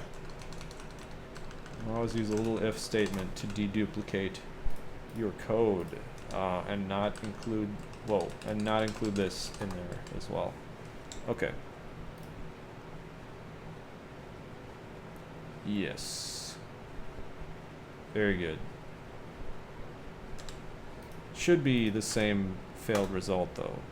It should be the same bad result. Yeah.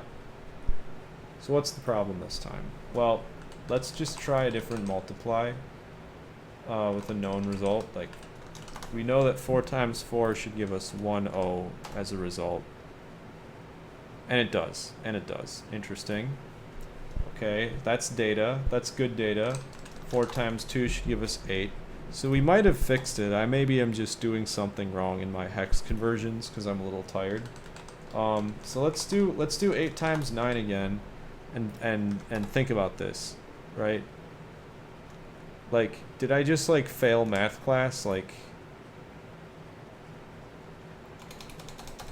8 times 9 is indeed 72. That much I know. Am I wrong?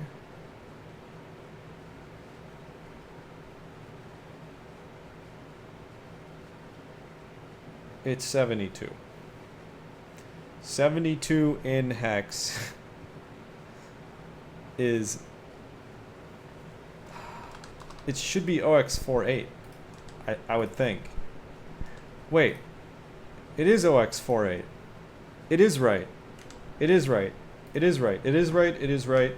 This, my friends, I have toiled and labored to find a program to multiply 2 numbers on a CPU that does not have multiplication. And with that, we're going to cut it. We're going to cut it at that, guys. Thank you so much for watching. I don't have a schedule yet. I'm I'm just experimenting.